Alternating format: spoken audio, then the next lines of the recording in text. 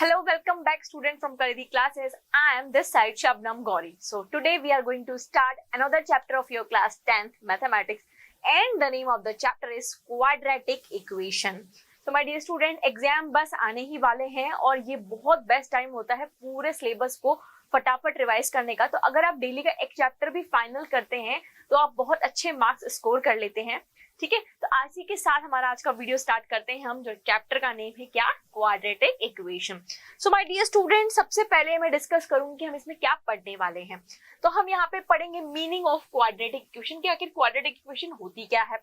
फिर हम पढ़ेंगे रूट्स ऑफ क्वाड्रेटिक इक्वेशन। यहाँ पे मैं आपको ये भी बताऊंगी कि व्हाट इज रूट्स। ठीक है, फैक्टराइजेशन मेथड करेंगे, दैट मींस क्वाड्रेटिक इक्वेशन को सॉल्व करना सीखेंगे। क्वाड्रेटिक फॉर्मूला से क्वाड्रेटिक इक्वेशन को सॉल्व करना सीखेंगे। एंड एट लास्ट हम जो यहाँ पे पढ़ने वाले हैं वो है वर्ड प्रॉब्लम्स। वर्ड प्रॉब्लम्स आपके यहाँ पे बहुत ही इंपॉर्टेंट रहने वाली है फ्रेंड्स। इस अगर क्वाड्रेटिक इक्वेशन से क्वेश्चन आएगा तो वो वर्ड प्रॉब्लम से आएगा, या यहाँ पे एक और टॉपिक हम बीच में पढ़ेंगे, नेचर ऑफ रूट्स। क्या पढ़ेंगे? नेचर ऑफ रूट्स भी हम इसमें पढ़ेंगे। उससे रिलेटेड भी समटाइम्स आपके एमसीक्यू 1-2 मार्क्स का क्वेश्चन आ सकता है। ठीक है, तो इन 5 टॉपिक्स के साथ हम आज का पूरा चैप्टर कंप्लीट करेंगे। लेकिन टॉपिक स्टार्ट करने से पहले मैं आपको यहाँ पे ये बता दूं कि क्वाड्रेटिक इक्वेशन क्या होती है। तो अभी तक जिन्होंने पता भी नहीं है, क्वाड्रेटिक वर्ड भी नहीं सुना है, तो सबसे पहले वो जाके मेरा चैप्टर पॉलिनोमियल पढ़कर आए। क्योंकि अगर आपने पॉलिनोमियल चैप्टर नहीं पढ़ा है अच्छे से तो आपको लीनियर इक्वेशन भी समझ में नहीं आएगा और क्वाड्रेटिक इक्वेशन भी समझ में नहीं आएगा। तो जैसे कि हम छोटा सा रिवर्ट बैक जाते हैं, मैंने आपको पढ़ाया था पॉलिनोमियल, पढ़ाया था मैंने आपको पढ़ाया था कि कोई px एक पॉलिनोमियल है। अगर वेरिएबल की पावर 1 है, वेरिएबल की मैक्सिमम पावर 1 है, तो वो मेरा लीनियर पॉलिनोमियल कहलाता है। ये मैंने आपको पढ़ाया था। ठीक है, और अगर किसी लीनियर पॉलिनोमियल को मैं इक्वल टू 0 कर देता हूं या कर देती हूं तो वो मेरा क्या बन जाता है, लीनियर इक्वेशन बन जाता है। इसी तरह किसी क्वाड्रेटिक पॉलिनोमियल, क्वाड्रेटिक पॉलिनोमियल से यहाँ पे हमारा क्या मतलब है कि अगर x की वेरिएबल की मैक्सिमम पावर 2 हो तो वो मेरा क्या कहलाता है, क्वाड्रेटिक पॉलिनोमियल कहलाता है। तो अगर मैं किसी क्वाड्रेटिक पॉलिनोमियल को इक्वल टू 0 लिख दूं तो क्या ये क्वाड्रेटिक इक्वेशन नहीं कहलाएगा? बिल्कुल। यानी कि quadratic polynomial is equals to 0 करने पर वो क्या बन जाता है, क्वाड्रेटिक इक्वेशन। या आप सिंपली ये भी कह सकते हैं कि मैक्सिमम पावर वेरिएबल की 2 होती है, वो मेरी क्वाड्रेटिक इक्वेशन होती है। जैसे कि अगर मैं यहाँ पे लिखूं x² - 4 इक्वल टू 0, क्या ये मेरी क्वाड्रेटिक इक्वेशन है? बिल्कुल है। x की मैक्सिमम पावर क्या है, यहाँ पे 2 है। -3x² + 2 बराबर 0, क्या ये एक क्वाड्रेटिक इक्वेशन है? बिल्कुल है। यहाँ पे वेरिएबल की मैक्सिमम पावर क्या है, 2 है। 2x² + 5x + 6 बराबर 0, क्या ये एक क्वाड्रेटिक इक्वेशन है? बिल्कुल, ये भी एक क्वाड्रेटिक इक्वेशन है। यहाँ पे x की पावर क्या है, 2 है। 1/2x² + 5x बराबर 0, क्या ये एक क्वाड्रेटिक इक्वेशन है? बिल्कुल है। यहाँ पे वेरिएबल की मैक्सिमम पावर क्या है, 2 है। तो यहाँ ये सब जो हमने एग्जांपल्स लिखे वो किसके लिखे, क्वाड्रेटिक इक्वेशन के। इन शॉर्ट क्वाड्रेटिक पॉलिनोमियल को इक्वल टू 0 लिखना से क्या हो जाती है, वो क्वाड्रेटिक इक्वेशन हो जाती है। अब जनरल फॉर्म क्या होती है, क्वाड्रेटिक पॉलिनोमियल की जनरल फॉर्म हमने क्या पढ़ी थी, ax² bx + c। तो इसी तरह क्वाड्रेटिक इक्वेशन की जनरल फॉर्म क्या हो जाएगी, ax² + bx + c बराबर 0। ये हमारी क्वाड्रेटिक इक्वेशन की क्या हो जाएगी, जनरल फॉर्म हो जाएगी। जहां पे a b c हमारे क्या है, कोफिशिएंट्स है। a b c हमारे क्या है, x के कोफिशिएंट्स है। और या आप ये भी कह सकते हैं कि a and b and c are real numbers, ये हमारे क्या है, रियल नंबर्स है। और a is not equal to 0। In short अगर मैं आपको डेफिनेशन दोबारा बताऊं, if px is a quadratic polynomial, मैंने बताया था कि px हमारा कोई क्वाड्रेटिक पॉलिनोमियल है और अगर हम उसको इक्वल टू 0 के बराबर लिखते हैं तो it is called quadratic equation, और ये इसकी जनरल फॉर्म हुई। हम ज्यादा बेसिक पे चर्चा इसलिए नहीं कर रहे हैं बिकॉज एग्जाम आगे हैं और एग्जाम में आते हैं क्वेश्चन, तो इतना सा आपको पता होना चाहिए, वो मैंने बताया। अब हम चलते हैं डायरेक्ट हमारे क्वेश्चंस पे। आपका पहला और बेसिक क्वेश्चन है, which of the following are quadratic equation. आपको ये देख के बताना है कि क्वाड्रेटिक इक्वेशन है या नहीं। तो कैसे पता लगाते हैं कि कोई भी इक्वेशन क्वाड्रेटिक इक्वेशन है या नहीं, वो इक्वेशन आपके इस फॉर्म में लिखी हुई होनी चाहिए, ax square plus bx plus c is equal to 0। अगर कोई भी इक्वेशन इस फॉर्म में लिखी हुई है तो वो हमारी क्वाड्रेटिक इक्वेशन है। तो यहाँ पे लिख लेते हैं x square minus 6x plus 4। तो यहाँ पे a बराबर है 1, b बराबर है -6 और c बराबर है 4। क्या ये हमारी क्वाड्रेटिक इक्वेशन है? बिल्कुल ये हमारी क्वाड्रेटिक इक्वेशन है। चलिए यहाँ देखते हैं, -cx बराबर 0। तो यहाँ पे a बराबर हो गया आपका 2, b बराबर हो गया आपका -7 और c बराबर हो गया 0। तो यस, ये भी हमारी क्या है? एक क्वाड्रेटिक इक्वेशन है। चलिए इसी के साथ एक और करते हैं, which of the following are quadratic equation. ऐसे देख के मत बताना, हमेशा हर इक्वेशन को सॉल्व करना। हम यहाँ पे देखते हैं कि क्या ये हमारी क्वाड्रेटिक इक्वेशन है, x प्लस 3/x बराबर x स्क्वायर। यहाँ पे नीचे डिनोमिनेटर में कुछ भी नहीं है तो मैंने 1 मान लिया। यहाँ पे एलसीएम लिया x स्क्वायर प्लस 3 बराबर x स्क्वायर। ठीक है, तो यहाँ पे ये x स्क्वायर हुआ, ये 3 हुआ, ये x इधर मल्टीप्लाई होगा तो क्या हो जाएगा? x cube. क्या हो जाएगा? x cube. अब इसको एक तरफ ले जाते हैं, x cube plus x square plus 3 बराबर 0। क्या ये हमारी क्वाड्रेटिक इक्वेशन है? नहीं। क्यों? क्योंकि यहाँ पे वेरिएबल की मैक्सिमम पावर क्या आ रही है? 3। ये मेरी क्या है? क्यूबिक इक्वेशन है। क्या है? क्यूबिक है। तो ये एक क्वाड्रेटिक इक्वेशन नहीं है। चलिए यहाँ देखते हैं, इसको सॉल्व करते हैं। X square plus 1/x square is equal to 2। Again हम क्या करेंगे? एलसीएम लेंगे। तो एक्स स्क्वायर हमारा एलसीएम आया, यहाँ पे एक्स स्क्वायर ऊपर मल्टीप्लाई होगा तो x की पावर 4 प्लस 1 बराबर 2। ये क्रॉस मल्टीप्लीकेशन होगा, x की पावर 4 प्लस 1 बराबर 2x स्क्वायर। यहाँ पे इसको एक तरफ ले जाते हैं, x की power 4 plus 1 minus 2x square बराबर 4। x की power 4 minus 2x square plus 1 बराबर 0। अब यहाँ पे वेरिएबल की मैक्सिमम पावर क्या है? 4। तो ये क्या है? मेरा बाय क्वाड्रेटिक पॉलिनोमियल इक्वेशन है। कौन सी है? By quadratic. पर मुझे तो कौन सी चाहिए? क्वाड्रेटिक। तो ये भी एक क्वाड्रेटिक इक्वेशन नहीं है। क्लियर हुआ? तो इस तरह से आप सॉल्व करके देखेंगे कि वेरिएबल की मैक्सिमम पावर कितनी आनी चाहिए? 2 आनी चाहिए, तो वो क्वाड्रेटिक इक्वेशन होगी, अदरवाइज वो क्वाड्रेटिक इक्वेशन नहीं होगी। चलिए एक और करते हैं, which of the following are quadratic equation. यहाँ पे आपको देखना है कि कौन सी क्वाड्रेटिक इक्वेशन है। तो देखिए एक्स स्क्वायर प्लस 2, अब यहाँ पे x की पावर क्या है? 1/2। तो क्या यहाँ पे x की पावर 1/2, तो क्या ये क्वाड्रेटिक इक्वेशन हो सकती है? नहीं। क्यों? क्योंकि क्वाड्रेटिक इक्वेशन होने से पहले इसका क्वाड्रेटिक पॉलिनोमियल होना जरूरी है, और पॉलिनोमियल में यहाँ x की पावर 1/2 नहीं हो सकती। तो ये एक क्वाड्रेटिक इक्वेशन नहीं है, ये ध्यान रखना। चलिए अब ये सॉल्व करते हैं।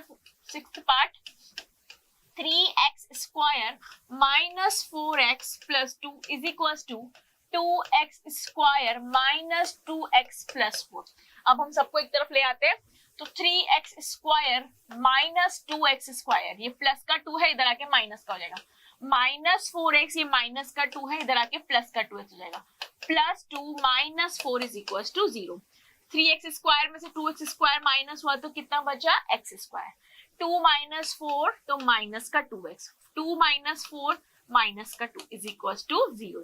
क्या ये मेरी क्वाड्रेटिक इक्वेशन बन गई? बिल्कुल बन गई। यहाँ पर a बराबर है 1, b बराबर है -2 एंड c बराबर है -2। तो yes, this is a quadratic equation.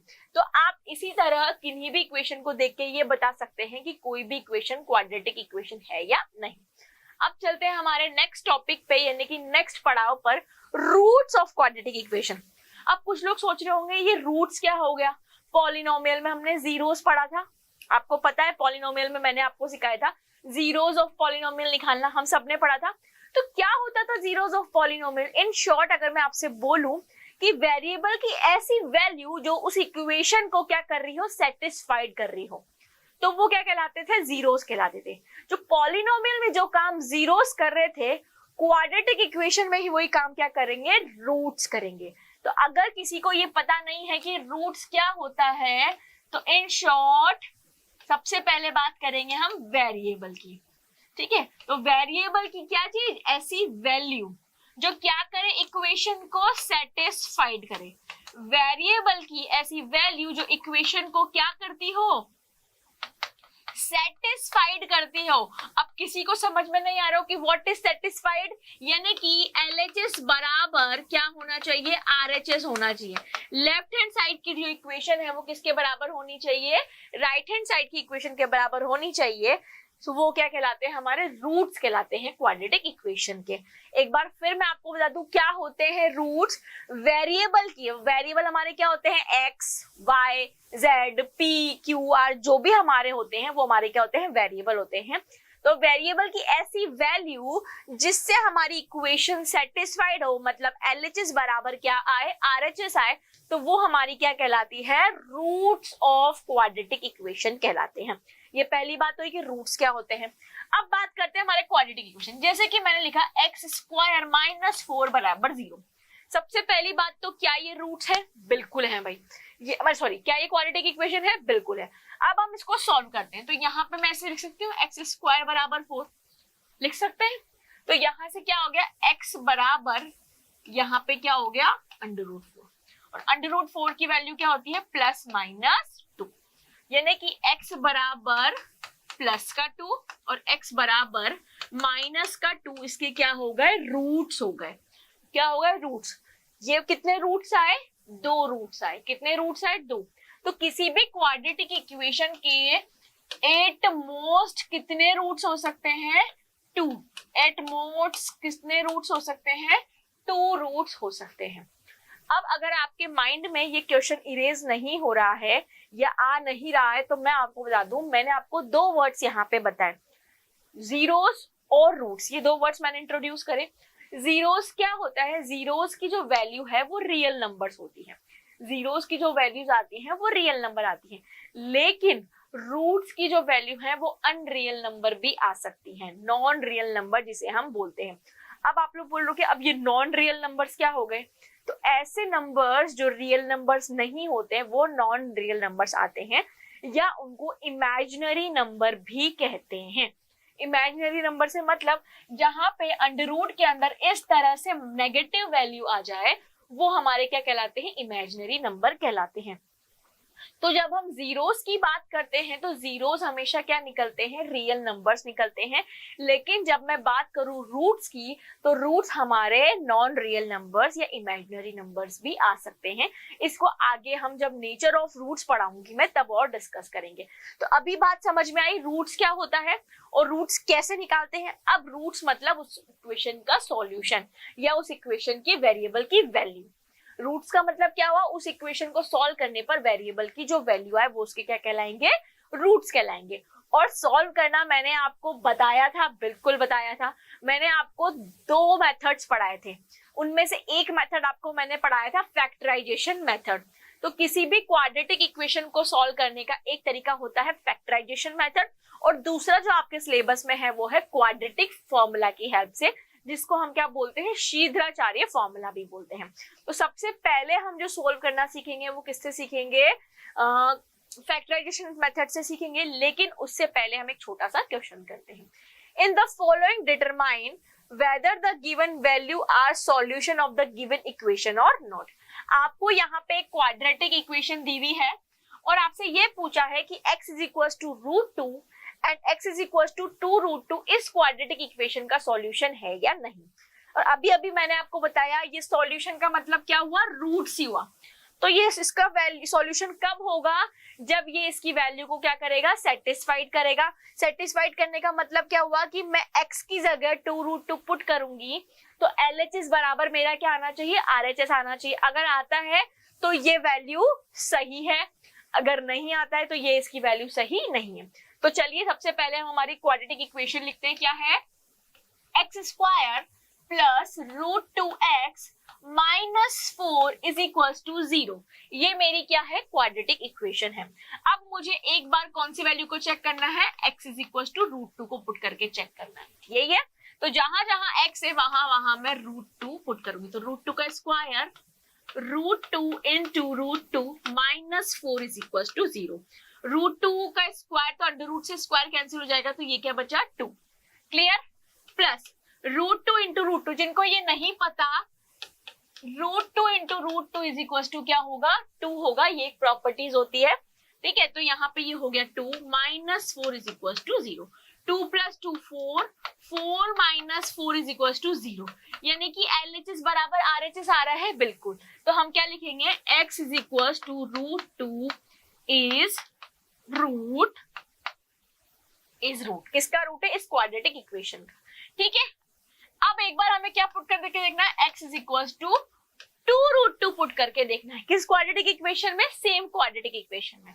तो चलिए 2√2x² minus √2 into 2√2 minus 4 is equal to क्या हुआ, 0 हुआ। 2 का स्क्वायर हुआ 4, √2 का स्क्वायर हुआ 2, क्योंकि स्क्वायर से ये कैंसिल आउट हो जाएगा। क्लियर, माइनस √2 इंटू √2 2, और यहाँ पे ऑलरेडी एक 2 है तो इंटू 2, माइनस 4 बराबर 0। 4 इंटू 2 8, माइनस 4 बराबर 0, माइनस 4 माइनस का 8 बराबर 0। तो 8 माइनस 8 हो गया 0। तो अगेन LHS बराबर RHS आ गया, that means x is equal to 2√2 is also root, कि भैया ये भी रूट है। तो आपको क्या करना था, यही तो बताना था कि x इज इक्वल टू 2 और x इज इक्वल टू 2√2 इसके रूट है या नहीं।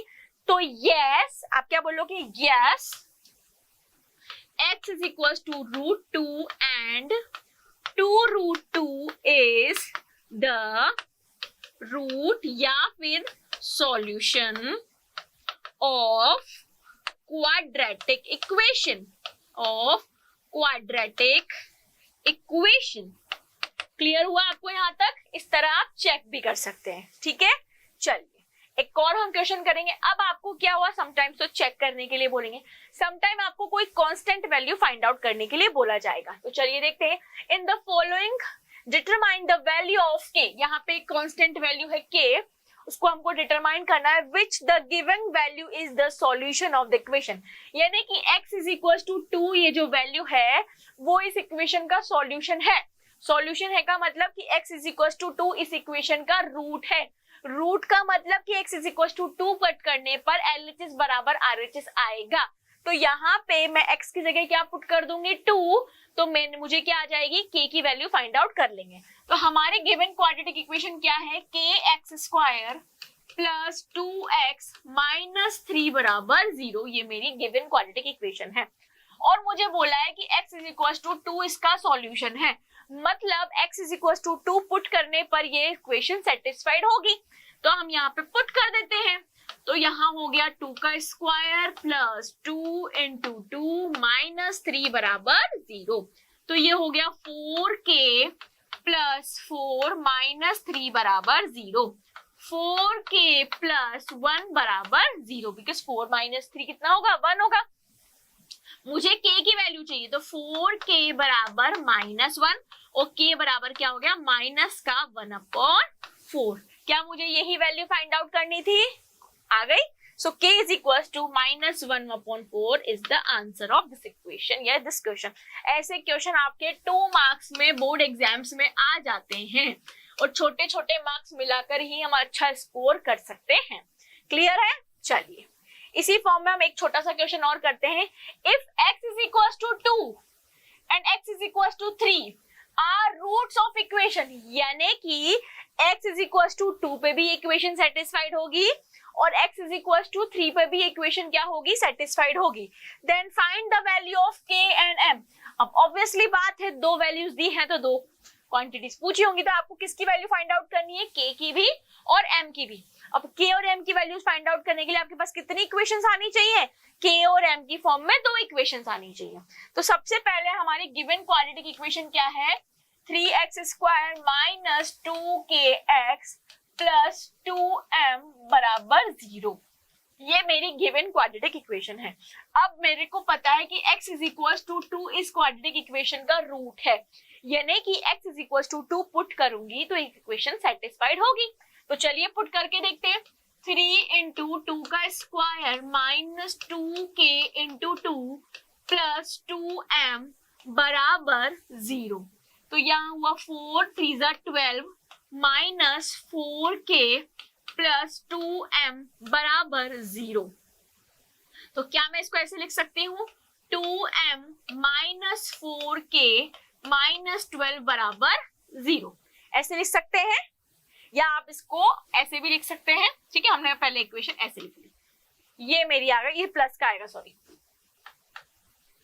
ये मेरी पहली इक्वेशन आ गई। चलिए अब हमें x बराबर क्या पुट करना है, 3 पुट करके देखते हैं। x बराबर 3 पुट करने पर भी इस इक्वेशन का सॉल्यूशन है, तो 3 का स्क्वायर हुआ 9 और 9 3 जा 27, 27 माइनस 6k प्लस 2m बराबर 0। तो वही हो गया 2m माइनस 6k प्लस 27 बराबर 0। ये मेरी हो गई दो इक्वेशन। मैंने आपसे कहा था दो क्वांटिटीज फाइंड आउट करनी है तो दो इक्वेशन आएगी। क्या मेरी दोनों इक्वेशन आ गई? बिल्कुल आ गई। अब मैं इनको सॉल्यूशन करने की फॉर्म में लिख सकती हूँ। अब क्या ये मेरी pair of linear equation of two variable बन गए? देखो, pair of linear equation in two variable बन गए ना, इसीलिए हर चैप्टर का पढ़ना और समझना जरूरी है। चलिए यहाँ पे लिखते हैं 2m minus 4k is equal to minus का 12, फिर है 2m minus 6k is equal to minus का 27। ये है। अब देखो मैं इन दोनों इक्वेशन को क्या कर देती हूँ, सबट्रैक्ट कर देती हूँ। इक्वेशन 1 में से इक्वेशन 2 को मैं क्या कर देती हूँ, सबट्रैक्ट। तो जैसे ही मैं सबट्रैक्ट करूंगी 2m से 2m मेरा क्या हो जाएगा, ये माइनस का हो जाएगा, माइनस माइनस ये प्लस का हो जाएगा, माइनस माइनस ये प्लस का हो जाएगा। क्लियर? तो यहाँ पे 6k में से 4k जाएगा तो कितना बचेगा, 2k। 27 में से हम 12 माइनस करेंगे तो 7 माइनस 5 2, सॉरी 7 माइनस 2 5 और 2 माइनस 1 1। तो k की वैल्यू यहाँ से मेरे पास कितनी आ जाएगी, 15/2 आ जाएगी। k की वैल्यू कितनी आ जाएगी, 15/2 आ जाएगी। 6 में से हम 6 में से 4 माइनस करेंगे तो हमारे पास कितना बचेगा, 2k। 7 माइनस 2 करेंगे तो 5 और 2 माइनस 1 करेंगे तो 1। तो k की वैल्यू मेरे पास क्या आ गई, 15/2। अब मैं k की वैल्यू को पुट कर सकती हूँ, तो हम k की वैल्यू को इक्वेशन 1 में पुट कर देते हैं। Put the value of k in equation 1। क्या है equation 1, 2m minus 4 into 15/2 is equal to minus का 12। ये 2 से ये 4 2 टाइम्स कट गया। 2m minus 30 is equal to minus 12। 2m is equal to, ये माइनस का 30 उधर जाके प्लस का 30 हो जाएगा, 30 माइनस 12। तो 2m is equal to 10 minus 2 8 और 2 माइनस 1 1। कितना बचा, 18।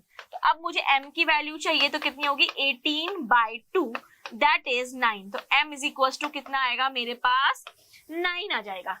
k की वैल्यू फाइंड करनी थी, कितनी आई, 15/2 एंड m की वैल्यू मेरे पास कितनी आ गई, 9 आ गई। आप चाहे तो क्रॉस चेक करके आराम से भी देख सकते हैं, कोई प्रॉब्लम या कोई जल्दबाजी हमें यहाँ पे नहीं करनी है। ठीक है, चलिए नेक्स्ट क्वेश्चन करें। हो गया, समझ में आया? अभी अभी मैंने बताया था सॉल्यूशन, किसी भी क्वाड्रेटिक इक्वेशन को सॉल्व करने के दो तरीके हम यहाँ पे पढ़ेंगे। पहला तरीका है फैक्टराइजेशन मेथड।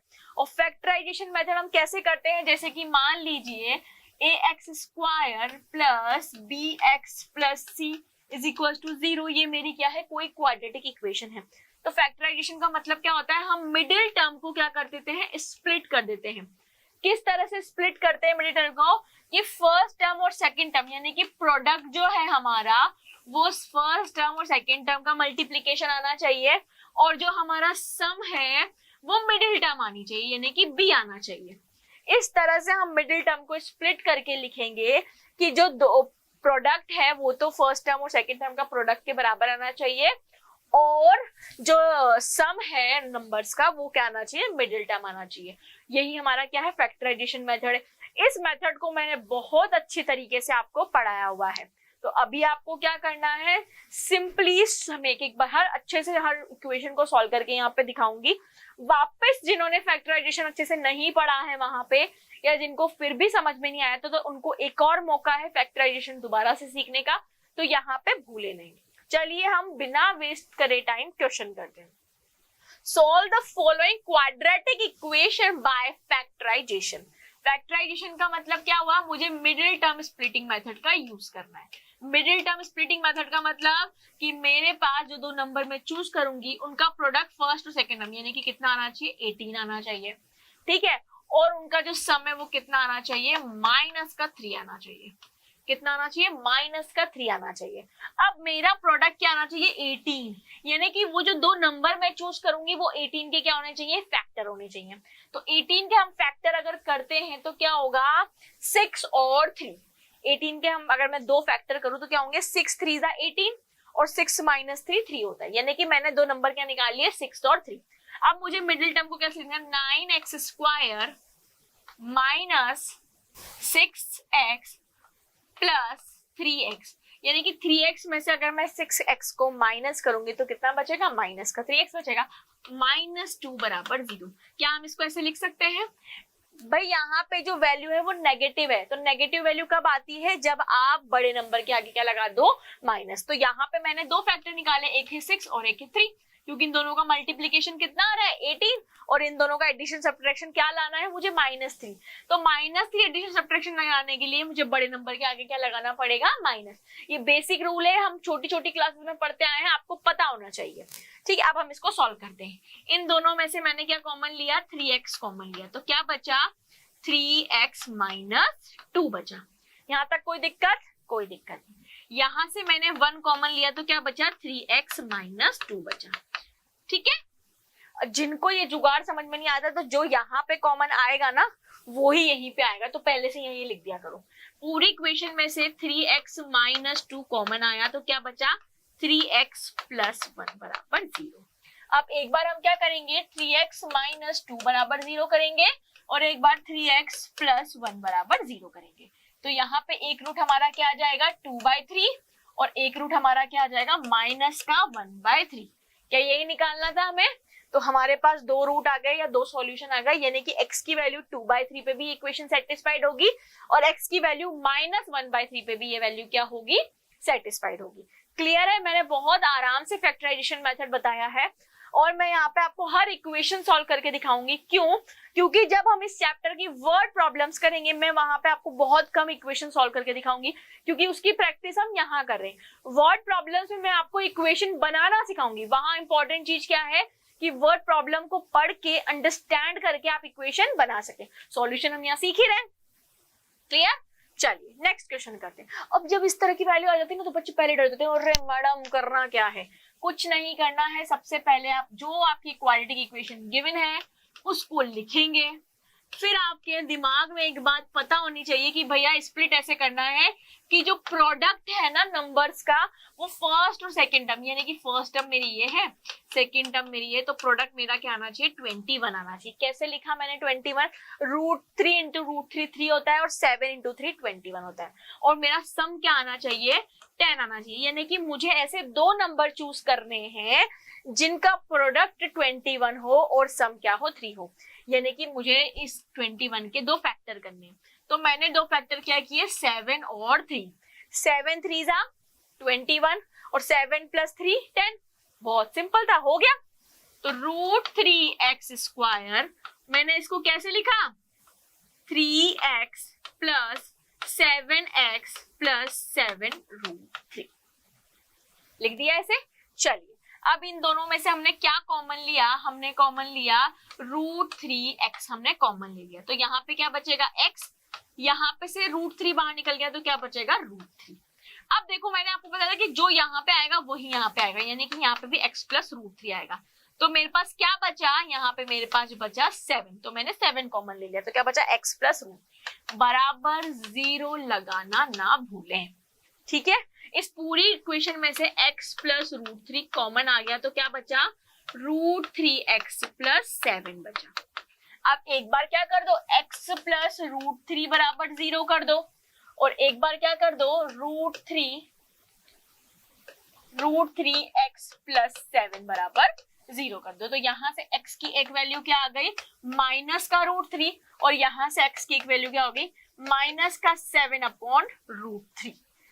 दो रूट्स आ गए, पहला क्या आया, x = -√3 and -7/√3 is the solution of this quadratic equation.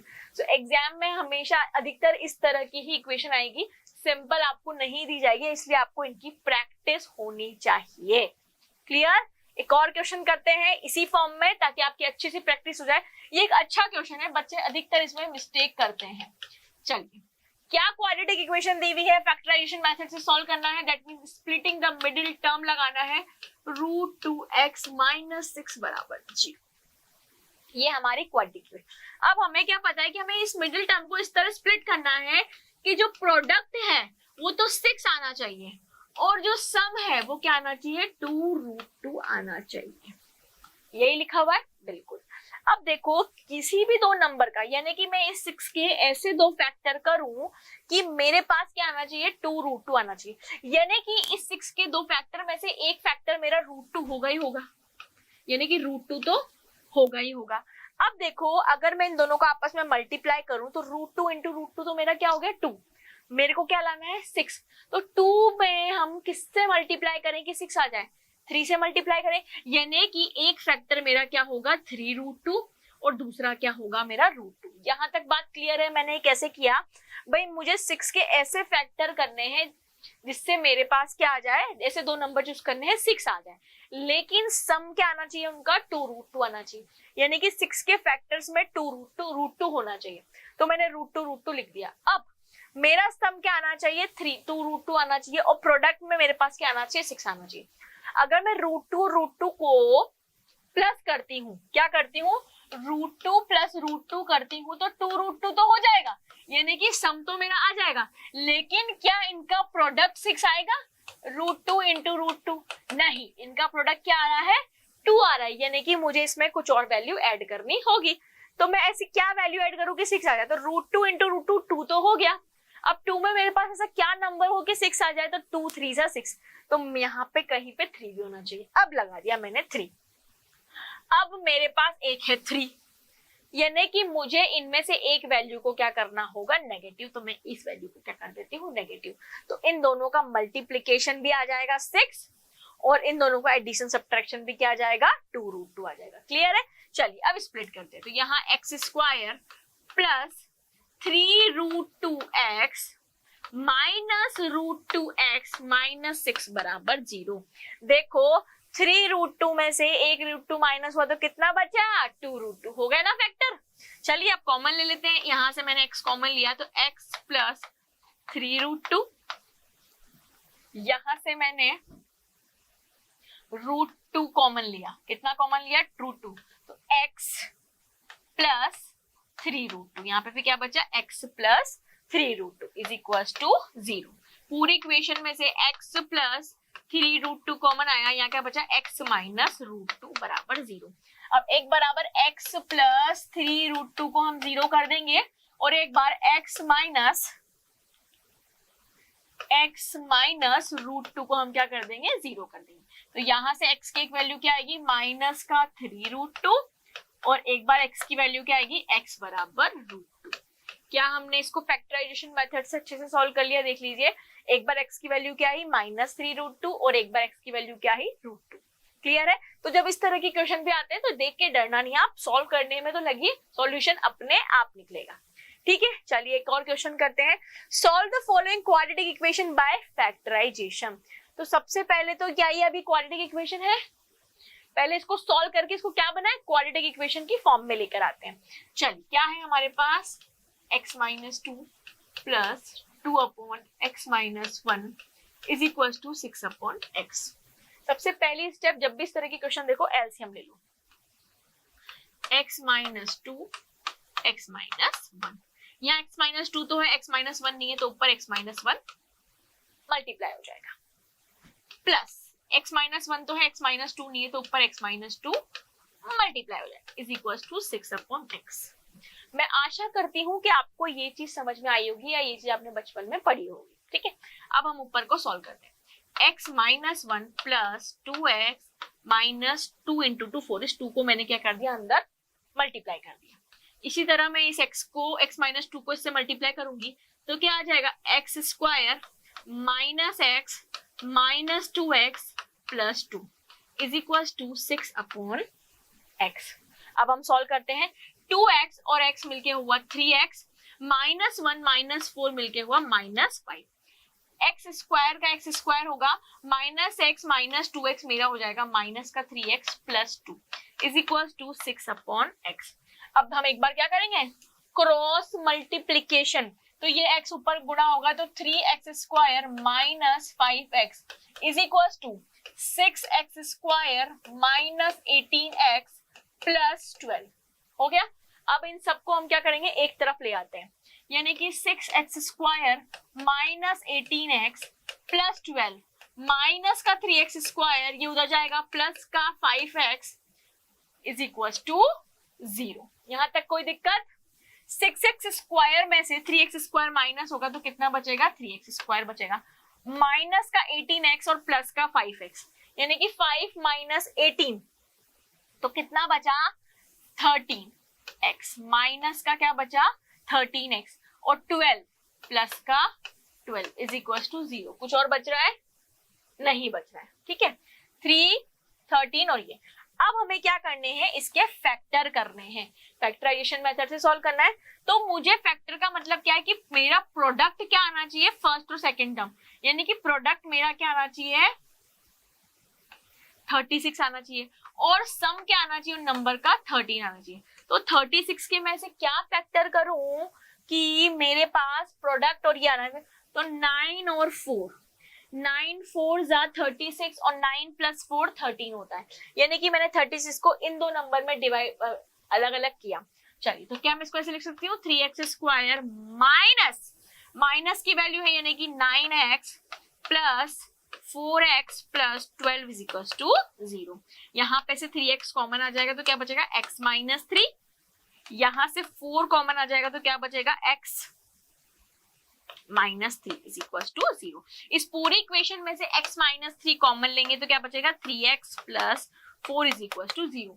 एक बार x माइनस 3 बराबर 0 कर दो और एक बार 3x प्लस 4 बराबर 0 कर दो, तो यहाँ एक बार x की वैल्यू क्या आ गई 3 और एक बार x की वैल्यू आ गई माइनस 4/3, यानी कि x इज इक्वल टू 3 और x is equal to minus 4/3, ये माइनस यहाँ लगेगा, x इज इक्वल टू 3 और x is equal to minus 4/3 इसका आंसर होगा, यानी कि ऑप्शन ए बिल्कुल करेक्ट होगा।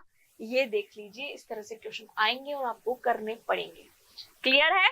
चलिए नेक्स्ट क्वेश्चन करते हैं, बहुत अच्छा क्वेश्चन है, सॉल्व फॉर x, यानी कि x की वैल्यू निकालने के लिए हमें इस इक्वेशन को सॉल्व करना है, लेकिन x is not equal to 2 and 4, लेकिन x की वैल्यू 2 और 4 नहीं आएगी।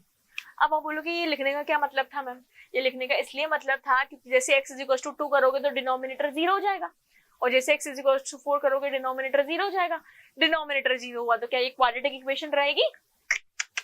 नहीं रहेगी, ये तो फिर 0 ही हो गया ना पूरा। इसीलिए x की वैल्यू 2 और 4 नहीं आएगी, उसको अलावा कोई x की वैल्यू आएगी। ये बात समझ में आई? चलिए अब सॉल्व करते हैं। x minus 1 upon x minus 2 plus x minus 3 upon x minus 4 is equal to 3 3 9 9 plus 1 10/3। यहां तक किसी को कोई दिक्कत? अब लिया हमने LCM, x minus 2 x minus 4 LCM आया। यहाँ पे x माइनस 2 तो है, x माइनस 4 नहीं है, तो x माइनस 1 के साथ हम x माइनस 4 को ऊपर क्या कर देंगे, मल्टीप्लाई कर देंगे। सिमिलरली यहाँ पे x माइनस 4 तो है, x माइनस 2 नहीं है, तो x माइनस 3 के साथ x माइनस 2 को क्या कर देंगे, मल्टीप्लाई कर देंगे। इज इक्वल टू 10/3 लिखना ना भूलें। चलिए अब सॉल्व करते हैं। x को हमने इससे मल्टीप्लाई किया, x square minus 4x minus x plus 4, इन दोनों ब्रैकेट को मल्टीप्लाई करेंगे तो ये आएगा, प्लस का साइन है तो plus, again x square minus 2x minus 3x plus 6, इन दोनों ब्रैकेट को सॉल्व किया तो ये आया। ठीक है, अब नीचे इनको भी सॉल्व करते हैं। x square minus 4x minus 2x plus 8 is equal to 10/3। हमेशा प्लस माइनस का ध्यान रखें, इसलिए बहुत आराम से सॉल्व करें। x square plus x square 2x square minus minus 5x, यानी कि माइनस का 5x और माइनस का 5x कितना हो गया, माइनस का 10x। भाई ये 3 और 2 भी 5 होता है, 4 1 5 है, 4 प्लस 6 ये हो गया हमारा 10। नीचे x square minus 6x plus 8 is equal to 10/3। अब अगेन हमें क्या करना है, क्रॉस मल्टीप्लीकेशन करना है, ठीक है। तो यहाँ 3 ऊपर मल्टीप्लाई होगा तो 6x square minus 30x plus 30 is equal to 10 multiply होगा 10x square minus 60x plus 80, ठीक है। अब इन सबको एक तरफ ले आते हैं हम, तो 10x square minus 60x plus 80 minus 6x square plus 30x minus 30 बराबर 0। 10x स्क्वायर में से 6x स्क्वायर माइनस होगा तो क्या बचेगा 4x स्क्वायर, 60 माइनस 30 माइनस का 30x, 80 minus 30 50 is equal to 0। इस क्वाड्रेटिक इक्वेशन को और हम थोड़ा सा सॉल्व कर लेते हैं, तो 2 कॉमन लेने पर 2x square minus 15x plus 25 is equal to 0। तो जो अब हमारी फाइनल क्वाड्रेटिक इक्वेशन आएगी वो क्या आएगी, 2x square minus 15x plus 25 बराबर 0। तो अभी तो इसको सॉल्व करने पर हमारी क्या आई है, क्वाड्रेटिक इक्वेशन ही आई है। अब हमें इसे क्या करना है, फैक्टराइजेशन मेथड से सॉल्व करके x की वैल्यू निकालनी है। तो यहाँ पे स्प्लिटिंग द मिडिल टर्म से करोगे तो 25 इंटू 2 कितना हुआ 50। 50 के ऐसे क्या फैक्टर निकालोगे, दो के सम करने पर क्या है 15 आए, तो 10 और 5, 10 इंटू 5 50 और 10 प्लस 5 क्या होता है 15 होता है, यानी कि 10 और 5 ऐसे दो नंबर। तो मैं इसको 10x माइनस 5x लिख सकती हूँ। तो इन दोनों का क्या आ गया, एडिशन सब्ट्रैक्शन, माइनस का 15 आ गया और इनका मल्टीप्लीकेशन 50 आ गया। क्लियर है। तो इस तरह से आपको एग्जाम में सोचना है। यहां से 2x कॉमन लिया तो x माइनस 5 बचा, यहां से माइनस का 5 कॉमन लिया तो क्या बचा x minus 5 is equal to 0। इस पूरी इक्वेशन में से x माइनस 5 कॉमन आया तो कितना बचा 2x minus 5 is equal to 0।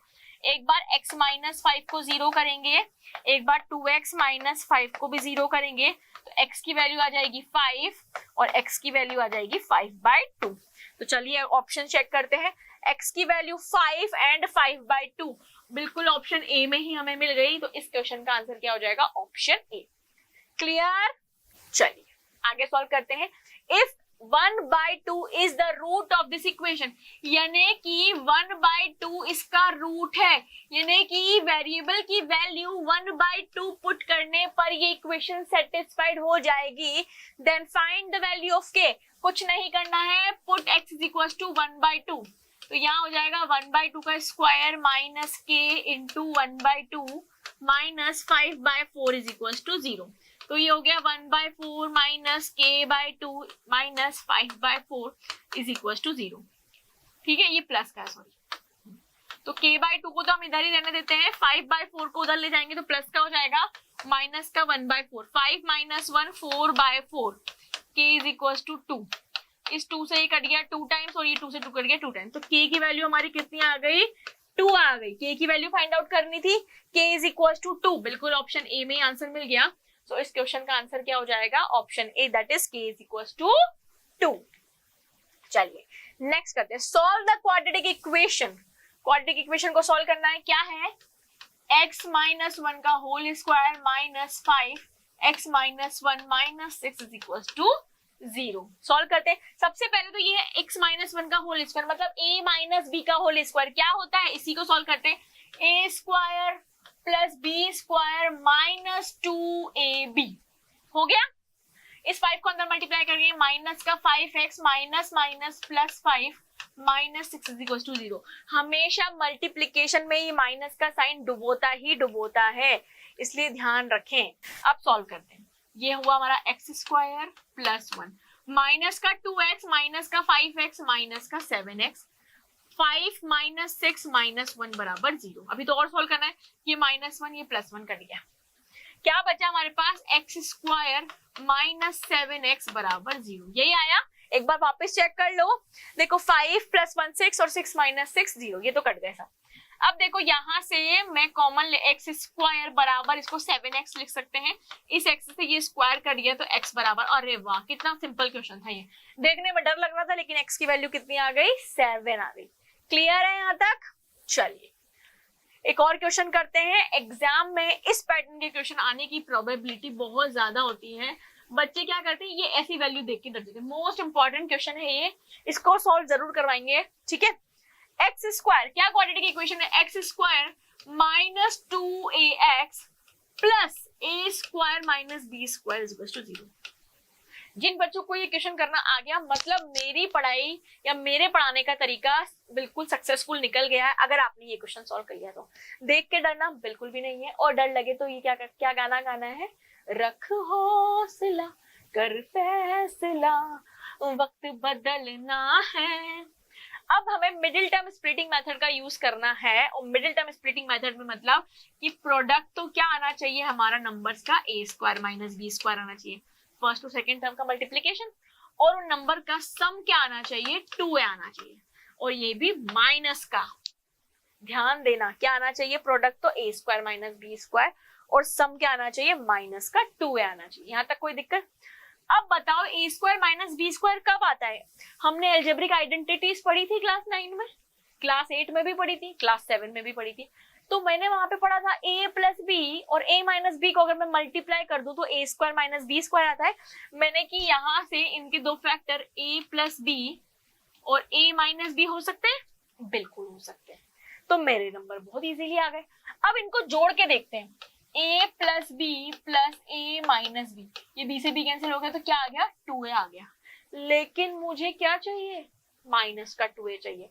तो अब मैं इन दोनों नंबर के आगे क्या लगा देती हूँ, माइनस लगा देती हूँ। क्या लगा देती हूँ, माइनस। अब देखते हैं, minus a minus b minus a plus b, ये कैंसिल हो गया, माइनस माइनस माइनस।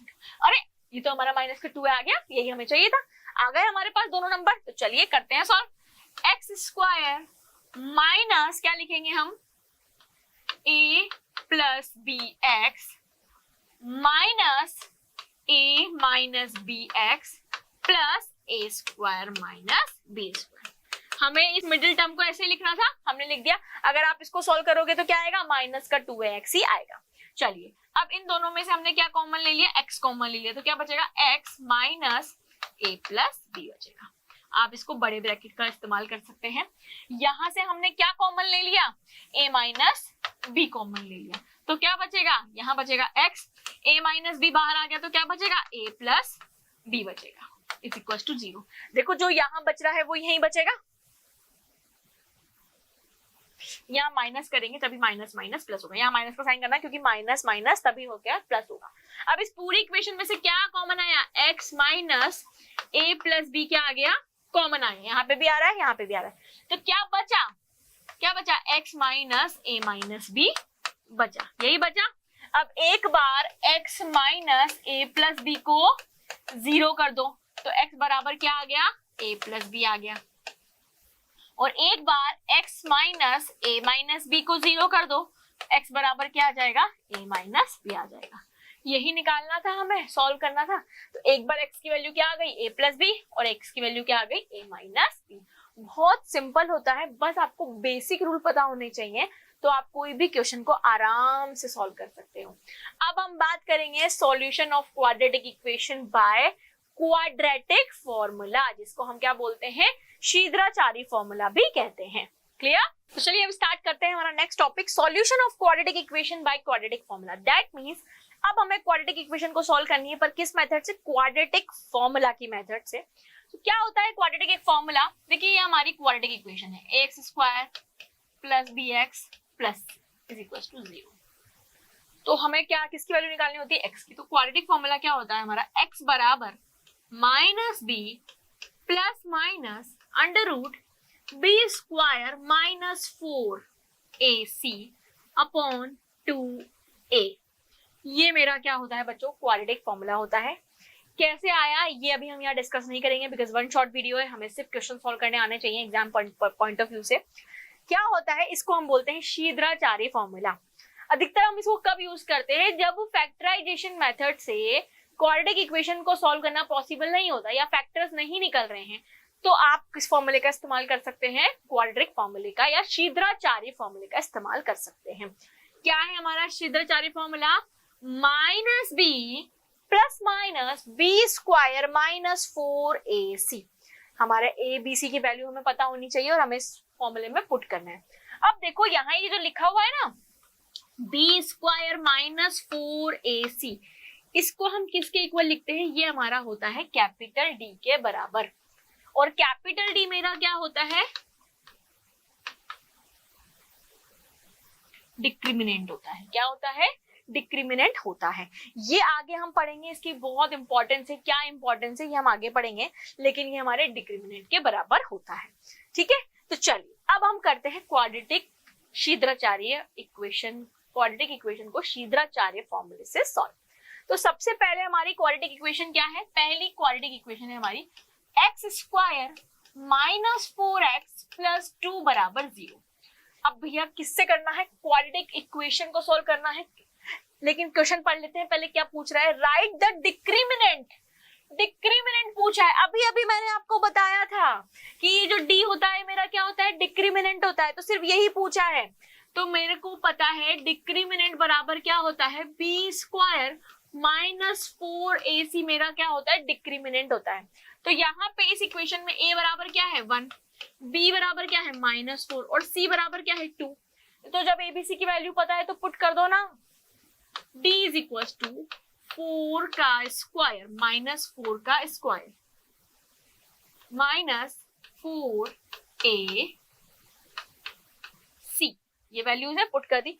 4 का स्क्वायर हमारा होता है 16 माइनस 8, तो मेरा डिक्रिमिनेंट क्या आ गया? d is equal to 8। हमें यहाँ पे यही सॉल्व करना था। चलिए सेकंड करते हैं। 3x square plus 2x minus 1 बराबर 0। अगेन a की वैल्यू हमारी 3, b की वैल्यू है 2, c की वैल्यू है -1। हमें क्या निकालना है? डिक्रिमिनेंट यानी कि d, और वो d हमारा होता है b square minus 4ac। b square मतलब 2 का square minus 4 into 3 into minus का 1। 2 का स्क्वायर हो गया 4, माइनस माइनस हो गया प्लस, 4 3 जा 12, और 12 प्लस 4 होता है 16। तो यहाँ पे d की वैल्यू कितनी आ गई? 16। यही निकालना था यहाँ पे, बस इतना सही करना था। ठीक है, चलिए नेक्स्ट क्वेश्चन पढ़ते हैं। Write the discriminant the following quadratic equation. Again discriminant लिखना है। क्या है quadratic equation? √3x square minus 2√2x minus 2√3 बराबर 0। सबसे पहले हमारा a है √3, b है -2√2 और c है -2√3। डिक्रिमिनेंट कैपिटल D निकालना है। क्या होता है? b square minus 4ac। जब मेरे साथ आप कॉपी में सॉल्व कर रहे हैं तो इसी तरह बोलिएगा, तभी लर्न होगा। ठीक है, तो चलिए वैल्यू पुट करते हैं। b स्क्वायर माइनस 2√2 का स्क्वायर माइनस 4ac। क्लियर? अब देखो माइनस माइनस तो प्लस हो गया 4√2 इंटू √2 2, माइनस माइनस हो गया 4 प्लस 2 √2 इंटू √2 3, 4 इंटू 2 8 प्लस 2 3 जा 6 और 6 4 जा 24, या 4 2 जा 8 8 3 जा 24, 24 प्लस 6 30 और प्लस 2 32। तो मेरा डिक्रिमिनेंट कैपिटल D बराबर क्या आ गया? 32 आ गया। क्वेश्चन देख के, इक्वेशन देख के डरना नहीं है, जैसे जैसे सिखाया है बस वैसे वैसे करना है। क्लियर? चलिए next question. x minus 1/x is equal to 3। तो आपको x is not equal to 0 होगा और इसकी वैल्यू निकालनी है। तो देखो वैल्यू देख के पता चल रही है, किससे निकलेगी? शीघ्राचार्य फॉर्मूला से निकलेगी। तो सबसे पहले इसको सॉल्व करते हैं। x माइनस 1/x बराबर 3 है।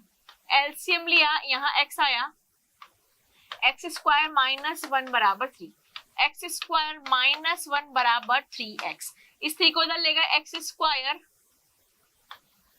माइनस 3x माइनस 1 बराबर 0। क्या मेरी क्वाड्रेटिक इक्वेशन बन गई? बिल्कुल बन गई। तो अब मेरे पास a बराबर क्या है? 1, b बराबर क्या है? -3 और c बराबर क्या है? -1। तो क्या कहता है हमारा क्वाड्रेटिक फॉर्मूला? x की वैल्यू क्या होती है? -b plus minus under root b square minus 4ac upon 2a। यही कहता है। माइनस, ये फॉर्मूले का माइनस है, और b माइनस का 3। यही बच्चे गलती करते हैं। Plus minus under root minus 3 का square minus 4ac 2a minus minus plus under root 3 का square 9 minus minus plus 9 plus 4 upon 2। पूरा सॉल्व किया तो 3 प्लस माइनस 9 प्लस 1 10 और 13 अंडर रूट 13 बाई 2। तो देखो x की वैल्यू क्या आ रही है 3 plus minus under root 13 by 2। कौन सा ऑप्शन सही है? Option A is the correct answer. Clear हुआ आपको यहाँ पे ये? चलिए next question, using quadratic formula solve the quadratic equation. आपको क्या लगता है एग्जाम में एबीसी की वैल्यू 1 2 3 4 5 6 ये आएगी? नहीं, इतना सिंपल नहीं है। इस तरह के क्वेश्चन पूछे जाएंगे और देखकर डरना भी नहीं है, बस जो दिया हुआ है वो सॉल्व कर लो। ए मतलब एक्स स्क्वायर का कोफिशिएंट, बी मतलब एक्स का कोफिशिएंट, सी मतलब कांस्टेंट वैल्यू। तो जो हमारी क्वाड्रेटिक इक्वेशन है सबसे पहले हम इसको लिखेंगे। ये हमने हमारी क्वाड्रेटिक इक्वेशन को लिख लिया। अब दूसरी बात हम हमारा एबीसी लिखेंगे। तो ए हमारा है पी स्क्वायर, बी हमारा है P square minus Q square, और जो हमारा सी है ना वो हमारा माइनस का क्यू स्क्वायर है। ये देख लिया। अब हमारा क्वाड्रेटिक फॉर्मूला क्या कहता है कि x बराबर minus B plus minus under root B square minus 4ac upon 2a। क्या यही फॉर्मूला है? जितनी बार बोलोगे उतनी जल्दी अच्छे से लर्न होगा, अगर अभी तक लर्न नहीं है तो। माइनस का बी की वैल्यू क्या है P square minus Q square plus minus under root B square यानी कि P square minus Q square का whole square. Clear? Minus 4a यानी कि पी स्क्वायर और c यानी कि माइनस का क्यू स्क्वायर अपॉन 2a मतलब पी स्क्वायर। ठीक है, चलिए अच्छे से करेंगे। Minus P square minus Q square plus minus under root, अब ये क्या हो गया मेरा a माइनस बी का whole square, a square plus B square minus 2ab। ठीक है, ये सॉल्व किया है। अब यहाँ पे minus minus plus 4p square Q square upon 2p square, ये प्लस माइनस है, minus p square minus Q square plus minus under root 4p square में से 2p स्क्वायर माइनस होगा, p की पावर 4 q की पावर 4 प्लस 2p की power square p का square और q का स्क्वायर अपॉन 2p स्क्वायर। अब ये मेरा फिर p प्लस q का होल स्क्वायर बन रहा है क्या? p square plus q square plus 2pq बन रहा है क्या? बिल्कुल बन रहा है। Minus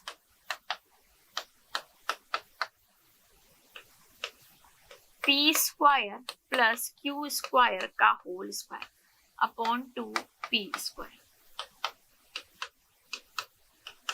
minus p square minus q square plus minus, ये क्या हो गया? स्क्वायर से रूट कट जाएगा, p square plus q square upon 2p square. यहां तक अपन ने सॉल्व कर लिया। अब अपन को क्या करना है? एक बार वैल्यू क्या ले लो? पॉजिटिव, एक बार वैल्यू क्या ले लो? नेगेटिव। तो हम इसको नए पेज पे करते हैं। Minus p square minus q square plus p square plus q square upon 2p square. एक वैल्यू तो हमें ये लेनी है, दूसरी क्या लेनी है? Minus p square minus q square minus p square plus q square upon 2p square. ये लेनी है भाई, x की एक वैल्यू ये लेनी है और x की एक वैल्यू ये लेनी है भाई, एक पॉजिटिव और एक नेगेटिव। हम पैरेलली सॉल्व करेंगे।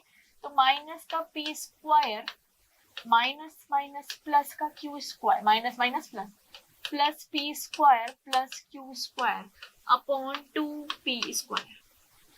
ये p स्क्वायर से ये p स्क्वायर कैंसिल आउट हो गया, प्लस का माइनस का q square plus q square 2q square upon 2p square. तो x की एक वैल्यू हमारी क्या आ गई? q square upon p square आ गई।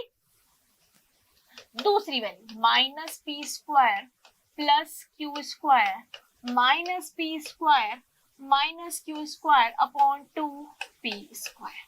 इस क्यू स्क्वायर से ये क्यू स्क्वायर कैंसिल आउट हो गया, माइनस का p माइनस का p माइनस का 2p square upon 2p square, 2 से 2 कैंसिल आउट हो गया, p स्क्वायर से p स्क्वायर कैंसिल आउट हो गया, तो x इज इक्वल टू -1। ये हो गई हमारी क्वाड्रेटिक इक्वेशन सॉल्व। कौन से फॉर्मूले से? शीघ्राचार्य फॉर्मूले से। कुछ भी नहीं करना, जो बेसिक प्रिंसिपल है उसको फॉलो करो, कोई भी वैल्यू हो सॉल्व करते जाओ, बेसिक मैथमेटिक्स रूल से हर क्वेश्चन क्या हो जाएगा, आसान हो जाएगा। क्लियर है? तो बहुत इजी क्वेश्चन था ये जो भी हमने किया। ठीक है, next, right the discriminant of the quadratic equation. आहा, कितना अच्छा क्वेश्चन।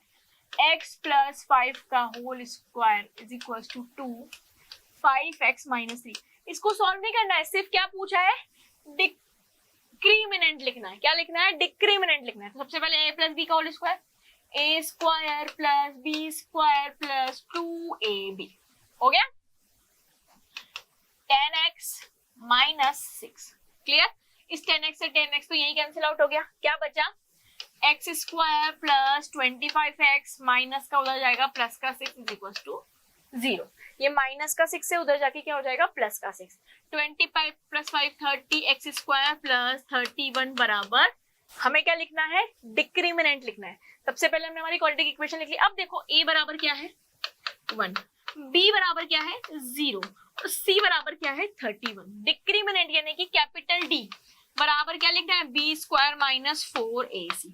b हमारा कितना हो गया 0 माइनस 4a, c हमारा क्या है 31। तो माइनस का 4 1 जा 4, 4 3 जा 12, माइनस का 124, डिक्रीमिनेंट बराबर क्या आ गया, माइनस का 124। इसका क्या हो गया, आंसर हो गया। मैं सॉल्व करने लग गई थी, सॉल्व नहीं करना था, डिक्रीमिनेंट पूछना था। ठीक है, चलिए नेक्स्ट क्वेश्चन करें। Find the positive roots of under root 3x square plus 6 बराबर 9। अब यहाँ पे आ गया अंडर रूट। तो जब भी इस तरह से अंडर रूट आ जाए तो सबसे बेसिक काम आपको क्या करना चाहिए, स्क्वायर बोथ अंडर साइड। क्यों स्क्वायर? क्योंकि स्क्वायर से अंडर रूट कैंसिल हो जाता है। ठीक है, जैसे स्क्वायर किया तो यहाँ अंडर रूट कैंसिल हो गया, तो क्या बचेगा 6, और यहाँ 9 का स्क्वायर किया तो कितना हो जाएगा, 9 का स्क्वायर 81। अब हमारी सॉल्व हो गई equation. 3x square plus 6 minus 81 बराबर 0। 6 में से 81 माइनस करेंगे तो पहले 1 माइनस किया तो 80 और 8 75, तो 3 माइनस 75 बराबर 0। 3x स्क्वायर बराबर 75 और x स्क्वायर बराबर 75 बटा 3, तो ये हो गया नीचे 25। कितना हो गया, x स्क्वायर बराबर 25, तो x बराबर क्या हो जाएगा, अंडर रूट 25। तो x की वैल्यू क्या आ जाएगी, प्लस माइनस 5। क्या आ गई x की वैल्यू, प्लस माइनस 5। लेकिन मेरे को यहाँ क्वेश्चन ने साफ साफ क्या बोला है, पॉजिटिव रूट, यानी कि नेगेटिव वैल्यू नहीं चाहिए। तो x बराबर 5 आप आंसर लिखोगे। x बराबर 5 is the answer of this question. Clear हुआ आपको यहाँ तक? चलिए नेक्स्ट। अब नेक्स्ट है आपका नेचर ऑफ द रूट। मैंने आपको बोला था कि मैं आपको नेचर ऑफ द रूट जरूर पढ़ाऊंगी। तो सबसे पहले इस क्वेश्चन को करने से पहले हम क्या पढ़ेंगे, नेचर ऑफ रूट्स पढ़ेंगे। ठीक है, अभी अभी हमने एक फॉर्मूला पढ़ा है, कौन सा फॉर्मूला, शीघ्राचार्य फॉर्मूला, जहां पे मैंने आपको बताया था डिक्रीमिनेंट d बराबर क्या होता है, b स्क्वायर माइनस 4ac। बहुत सिंपल सी बात है, ध्यान से पढ़ना, इससे आपके एमसीक्यू बेस्ड क्वेश्चन क्लियर होंगे। ठीक है, ये होता है। ठीक है, अगर केस 1, अगर d की वैल्यू ग्रेटर देन 0 आती है, केस 1 मेरा क्या कहलाता है कि अगर d की वैल्यू ग्रेटर देन 0 आती है तो मेरे डिक्रीमिनेंट क्या होंगे, पॉजिटिव होंगे। क्या होंगे, पॉजिटिव। ठीक है, केस 2 मेरा क्या कहलाता है कि अगर मेरी d की वैल्यू 0 आती है तो पॉजिटिव नेगेटिव कुछ नहीं होता, 0 मतलब 0 होता है, केस 2। और केस 3 मेरा क्या कहता है कि अगर d की वैल्यू लेस देन 0 आती है, यानी कि 0 से कम, यानी कि वैल्यू क्या होगी, नेगेटिव होगी। ठीक है, ये तो तीन बात तो आपको याद रखनी है कि अगर मेरी डी की वैल्यू ग्रेटर देन 0 आ रही है, 0 से बड़ी यानी कि पॉजिटिव रूट होंगे, तो ऐसी कंडीशन में मेरे रूट क्या होंगे, रियल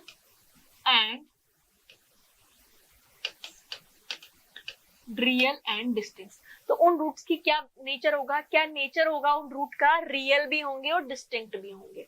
अगर मेरी डी की वैल्यू 0 आ रही है तो कैसे रूट होंगे मेरे, रियल एंड इक्वल। तो मेरे रूट कैसे होंगे, रियल और इक्वल होंगे। और अगर डी की वैल्यू नेगेटिव आ रही है, मैंने शुरू में पढ़ाया था, तो वो क्या होंगे, नॉन रियल, मतलब इमेजिनरी। क्या होंगे, इमेजिनरी, जैसे कि -4, -5, ये मेरे सारे इमेजिनरी नंबर होते हैं। क्लियर हुआ? एक बार फिर मैं नेचर ऑफ द रूट को एक्सप्लेन करूँ। मैंने बोला था ना कि इस पे हम आगे डिस्कस करेंगे। अगर d बराबर -b² 4ac की वैल्यू ग्रेटर देन 0 आती है तो d मेरा पॉजिटिव होगा। उसके रूट की प्रॉपर्टी क्या होगी, रियल एंड डिस्टिंक्ट। डिस्टिंक्ट का मतलब होता है अलग अलग। डिस्टिंक्ट का मतलब क्या होता है, जो रूट आएंगे मेरे अलग अलग आएंगे, अलग अलग वैल्यूज आएंगी। अगर d बराबर 0 होता है तो मेरे रूट की प्रॉपर्टी क्या होगी, नेचर रियल भी होंगे और इक्वल, मतलब दो एक जैसे रूट आएंगे, x = 2, x = 2। क्लियर? और अगर मेरी d की वैल्यू लेस देन 0 नेगेटिव आ रही है तो मेरे वो नंबर क्या होंगे, नॉन रियल और इमेजिनरी होंगे। ये आपको इतनी see nature of the root समझ में आई? अगर आपको ये समझ में आ रहा है तो अब हम उस क्वेश्चन पे चलते हैं जो आया था। ठीक है, इस स्लाइड को आप जरूर नोट डाउन कर लीजिए। चलिए, अब मेरा क्वेश्चन क्या था, हम उस पे आ गए।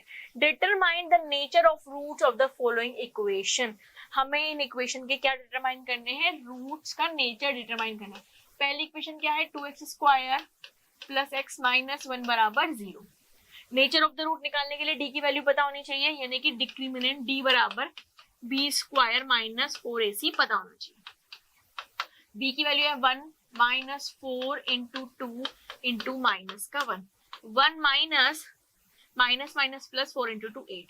तो d की वैल्यू मेरी यहाँ पे क्या आ गई, 9 आ गई। d की वैल्यू क्या आ गई, 9। तो d इज ग्रेटर देन 0।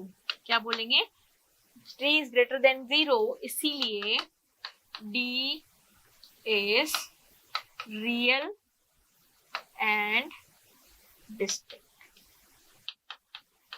तो d की जो वैल्यू है उनका नेचर क्या होगा, रूट्स का रियल एंड डिस्टिंक्ट होगा। क्लियर हुआ? Second, x² - 4x + 4 = 0। अगेन हमें डिक्रीमिनेंट निकालना है, b² - 4ac। अब मैं आपको बार बार abc की वैल्यू लिख के नहीं बताऊंगी, ठीक है। b² यानी कि -4 का स्क्वायर 16, 4, a हमारा है 1 और c हमारा है 4। तो 16 - 16, बिकॉज 4 × 4 16। अब d की वैल्यू मेरी क्या आ गई, 0। d = 0, that means roots are real and equal, यानी कि जो रूट्स, यानी कि जो x की वैल्यू आएगी वो क्या आएंगी, रियल और इक्वल आएगी। क्लियर? थर्ड पार्ट करते हैं। x² + x + 1 = 0। वही d = b² - 4ac निकालेंगे। तो d बराबर 1 - 4 × 1 × 1। तो d बराबर 1 - 4, तो d की वैल्यू कितनी है, -3। d is less than 0, negative value. So roots हमारे कैसे आएंगे, रूट्स आर इमेजिनरी नंबर आएंगे। क्या आएंगे, इमेजिनरी नंबर्स आएंगे। 11 12 में बहुत बड़ा चैप्टर आता है ये। क्लियर हुआ? नेचर ऑफ द रूट्स कैसे आते हैं, या तो आपसे नेचर ऑफ द रूट्स पूछ ली जाएंगे या कैसे क्वेश्चन आएंगे, एक बार और देखते हैं। Find the value of k। k की वैल्यू फाइंड करनी है for which the given equation has real and equal roots. अब देखो, अगर जिसको नेचर ऑफ द रूट आता है ना, उसको ये चीज समझ में आ गई होगी कि जो real nature of the root है वो क्या है, real and equal. Real and equal का मतलब क्या होता है कि जो मेरा डिक्रीमिनेंट है वो किसके इक्वल होगा, 0 के इक्वल होगा। मतलब अगर मेरे रूट्स रियल और इक्वल है, मतलब d बराबर क्या होगा, 0 होगा। और d बराबर 0 का मतलब क्या हुआ कि b² - 4ac की वैल्यू किसके बराबर होगी, 0 के बराबर होगी। अब यहाँ पे मेरा a कितना है, 2, b कितना है, -10, और c क्या वैल्यू है हमारी, k। और यही तो हमें फाइंड आउट करना है, तो पुट कर देते हैं। -10 का स्क्वायर 4 × 2 × k = 0। 100 माइनस 8k बराबर 0। 8k बराबर 100, तो k बराबर कितना आ जाएगा 100/8। 2 से कैंसिल हुआ 4 टाइम्स, 2 से कैंसिल हुआ 50 टाइम्स, 2 से कैंसिल हुआ 24, 2 से कैंसिल हुआ 2, तो k की वैल्यू हमारी कितनी आ गई 25/2। यही निकालना था, यही निकालना था, आ गया। That's why nature of the root important है और इसीलिए मैंने आराम से पढ़ाया है। ठीक है, एक और क्वेश्चन करते हैं। Find the value of k for which the following equation has equal roots. Again equal roots का मतलब सबसे पहले तो इक्वेशन लिखेंगे।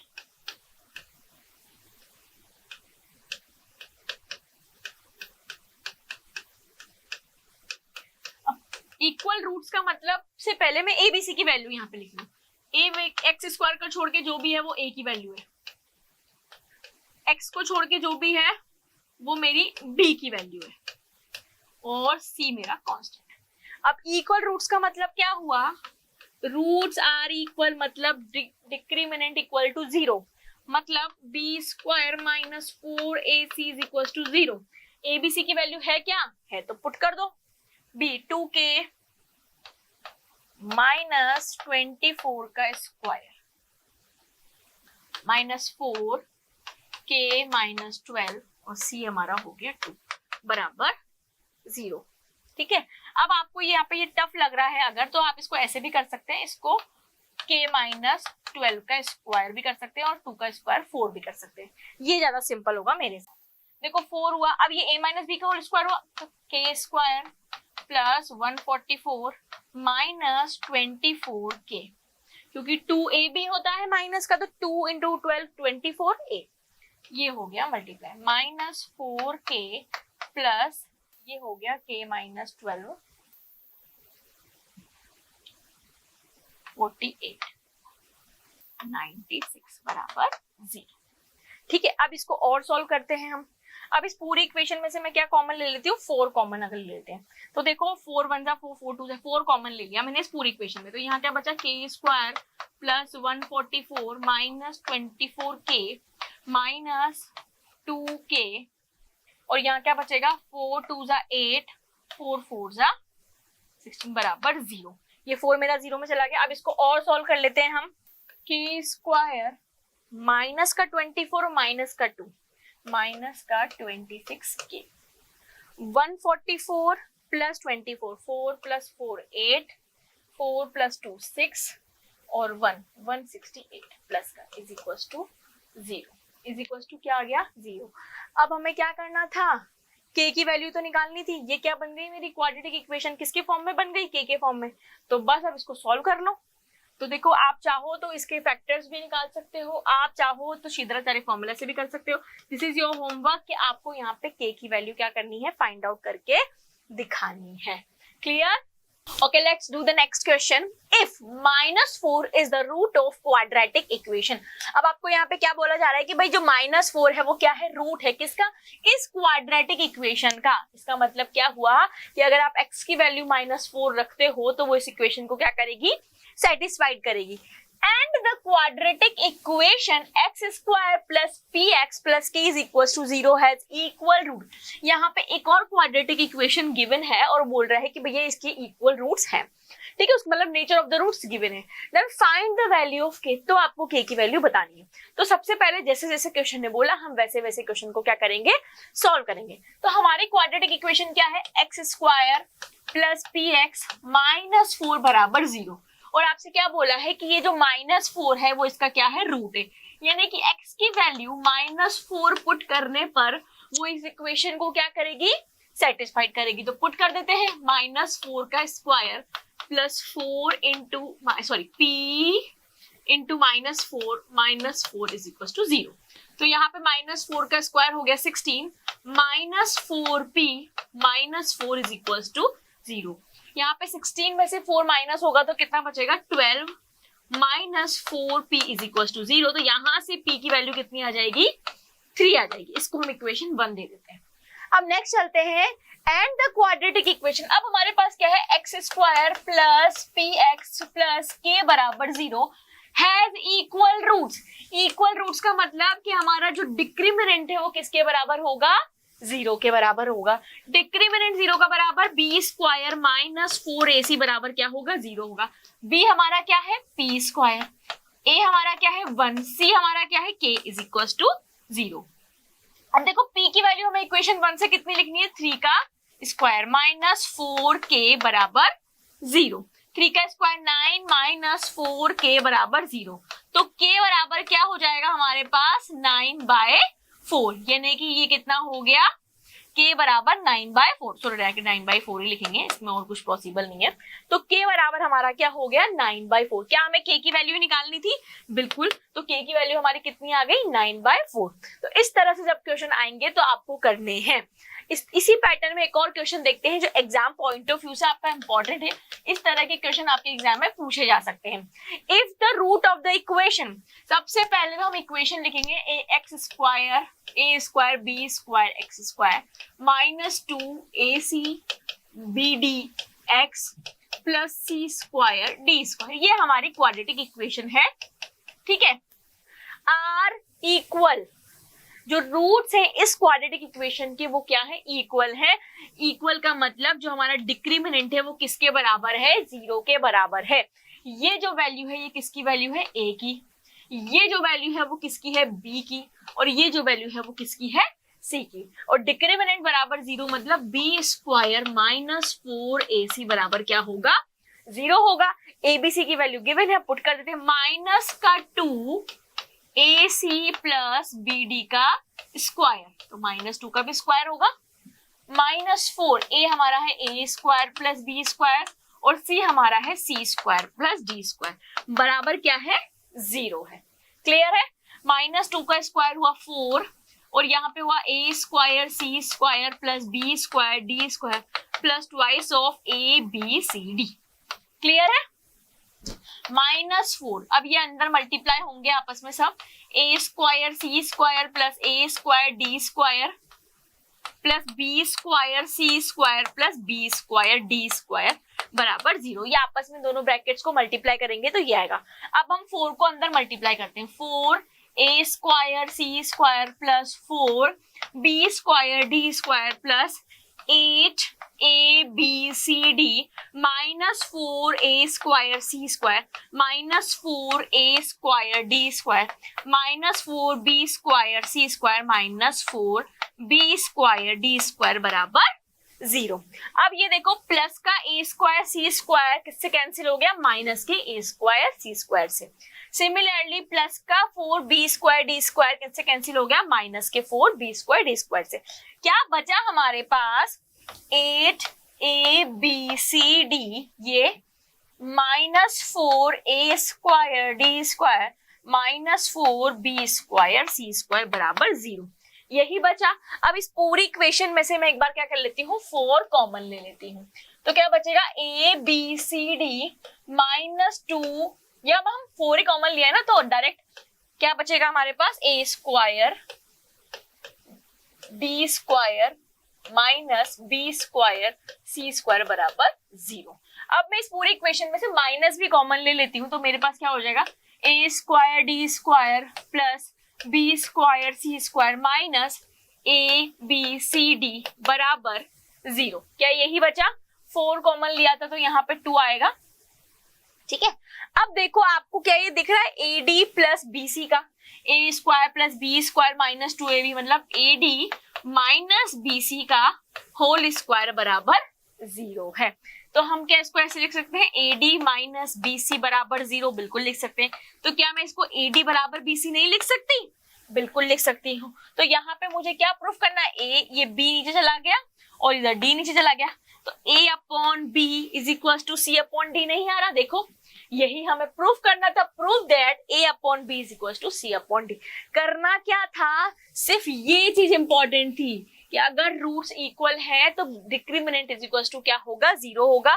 फिर बेसिक मैथमेटिकली हमने इसको पूरी इक्वेशंस को सॉल्व किया है और आंसर को फाइंड आउट किया। तो एग्जाम में इस तरह से क्वेश्चन आपसे पूछे जाएंगे इस पैटर्न के।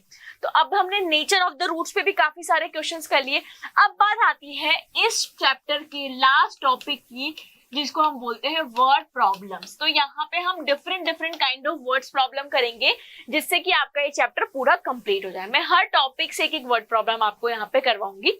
मैंने आपको पहले ही बोला था कि वर्ड प्रॉब्लम्स में करवाऊंगी, तो मैं इक्वेशन बनाना सिखाऊंगी, फिर इक्वेशन सॉल्व आपको करनी है। कुछ क्वेश्चंस ऐसे होंगे जहां पे इक्वेशन सॉल्व कराने की नीड होगी, तो मैं वो भी करवाऊंगी। क्लियर? तो सबसे पहली वर्ड प्रॉब्लम करते हैं। The sum of the squares of two consecutive natural number. एक बार फिर से हम क्वेश्चन पढ़ेंगे। The sum of the squares of two consecutive natural number. Consecutive का मतलब लगातार, यानी कि 2 के बाद 3। नेचुरल नंबर क्या होते हैं? जैसे कि अगर मैंने 1 लिया तो उसका कॉन्जिक्यूटिव 2, अगर मैंने 2 लिया तो उसका कॉन्जिक्यूटिव 3, अगर मैंने 3 लिया तो उसका कॉन्जिक्यूटिव 4, और अगर मैंने 4 लिया तो उसका कॉन्जिक्यूटिव 5। यानी कि क्या मैं इसको लिख सकती हूँ 1 + 1, 2 + 1, 3 + 1, 4 + 1। यानी कि जो भी मैं नंबर चूज करूंगी उसका +1 नेक्स्ट नंबर होगा। तो यहाँ पे हम क्या करेंगे, let the number be x and x + 1। यही है। अब क्या बोल रहे हैं, सम ऑफ स्क्वायर्स, यानी कि इनके स्क्वायर का सम किसके बराबर है, 313 के बराबर है। Then find the number. ये हमने जो लाइन लिखी है अकॉर्डिंग टू क्वेश्चन लिखी है कि क्या बोला है, द सम ऑफ स्क्वायर्स, यानी कि नंबर्स के स्क्वायर का सम किसके बराबर है, 313 के बराबर है। x square a square plus b square plus 2ab बराबर 313। x square 2x square plus 2x, ये 313 इधर जाएगा तो माइनस का 312 इज इक्वल टू 0। इस पूरी इक्वेशन में से 2 कॉमन आ गया। x square plus x minus 2 × 1 = 2, 2 × 5 = 10, 2 × 6 = 12 is equal to 0। अब हम क्या करेंगे, स्प्लिटिंग मेथड से इसका क्या करेंगे, फैक्टराइजेशन करेंगे।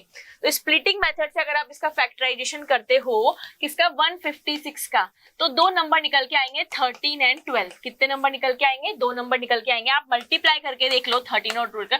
2 × 3 = 6, 2 × 1 = 2, 1 × 3 = 1, और ये तो कितना आ गया, 156 आ गया। अब यहाँ पे जो मेरा 1 है वो पॉजिटिव है। 1 पॉजिटिव का मतलब क्या हुआ कि मेरा जो रूट्स होंगे, इसको स्प्लिट किया 13x माइनस 12x माइनस 156 बराबर 0। ठीक है, तो यहां से मैंने x कॉमन लिया तो कितना आया, x + 13। यहां से मैंने -2 कॉमन लिया तो कितना आया, x + 13 बराबर 0। x + 13 पूरी इक्वेशन में से कॉमन लेने पर ये आया। एक नंबर आ गया मेरा -13 और दूसरा नंबर मेरा आ गया 12। दूसरा नंबर क्या आ गया, 12।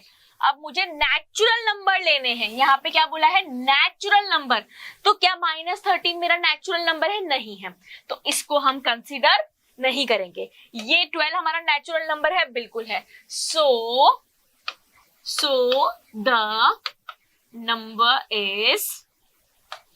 The number is 12 and 13।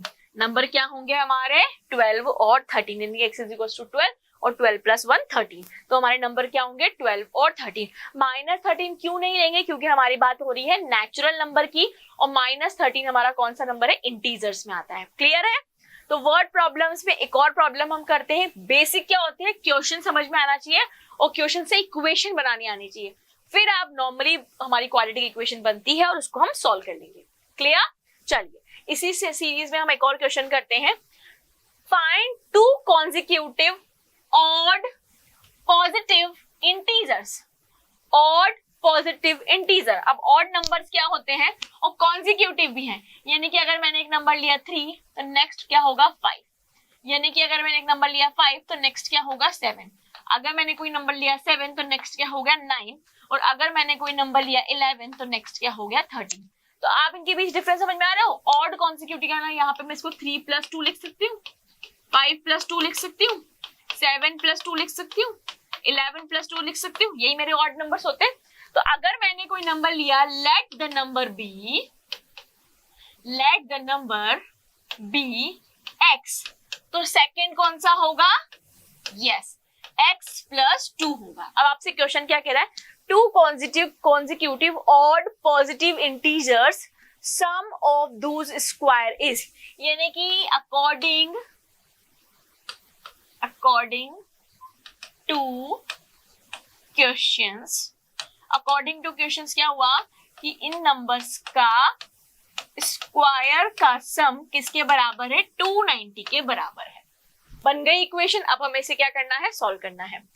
X square, ये a प्लस बी का होल स्क्वायर और A square plus B square plus 2ab बराबर 490। X square plus X square 2x square plus 4x plus यहाँ पे 290, 4 में से 290 सब्ट्रैक्ट होगा तो कितना बचेगा, 286 माइनस का बचेगा इज इक्वल टू 0। ठीक है, 90 में से 4 गया तो 86। अब इस पूरी इक्वेशन में से 2 कॉमन ले लिया, x square plus 2x minus 2 1 जा 2, 2 9 जा 18 और 2 3 जा 6 इज इक्वल टू 0। तो जो हमारी फाइनल इक्वेशन आई है वो क्या आई है, x square plus 2x minus 193 बराबर 0। अब मुझे वही स्प्लिटिंग द मिडिल टर्म से करोगे तो 193 के दो फैक्टर निकालने हैं। तो 193 के दो फैक्टर क्या होंगे, एक होगा 11 और एक होगा 13। एक क्या होगा 11 और एक होगा 13।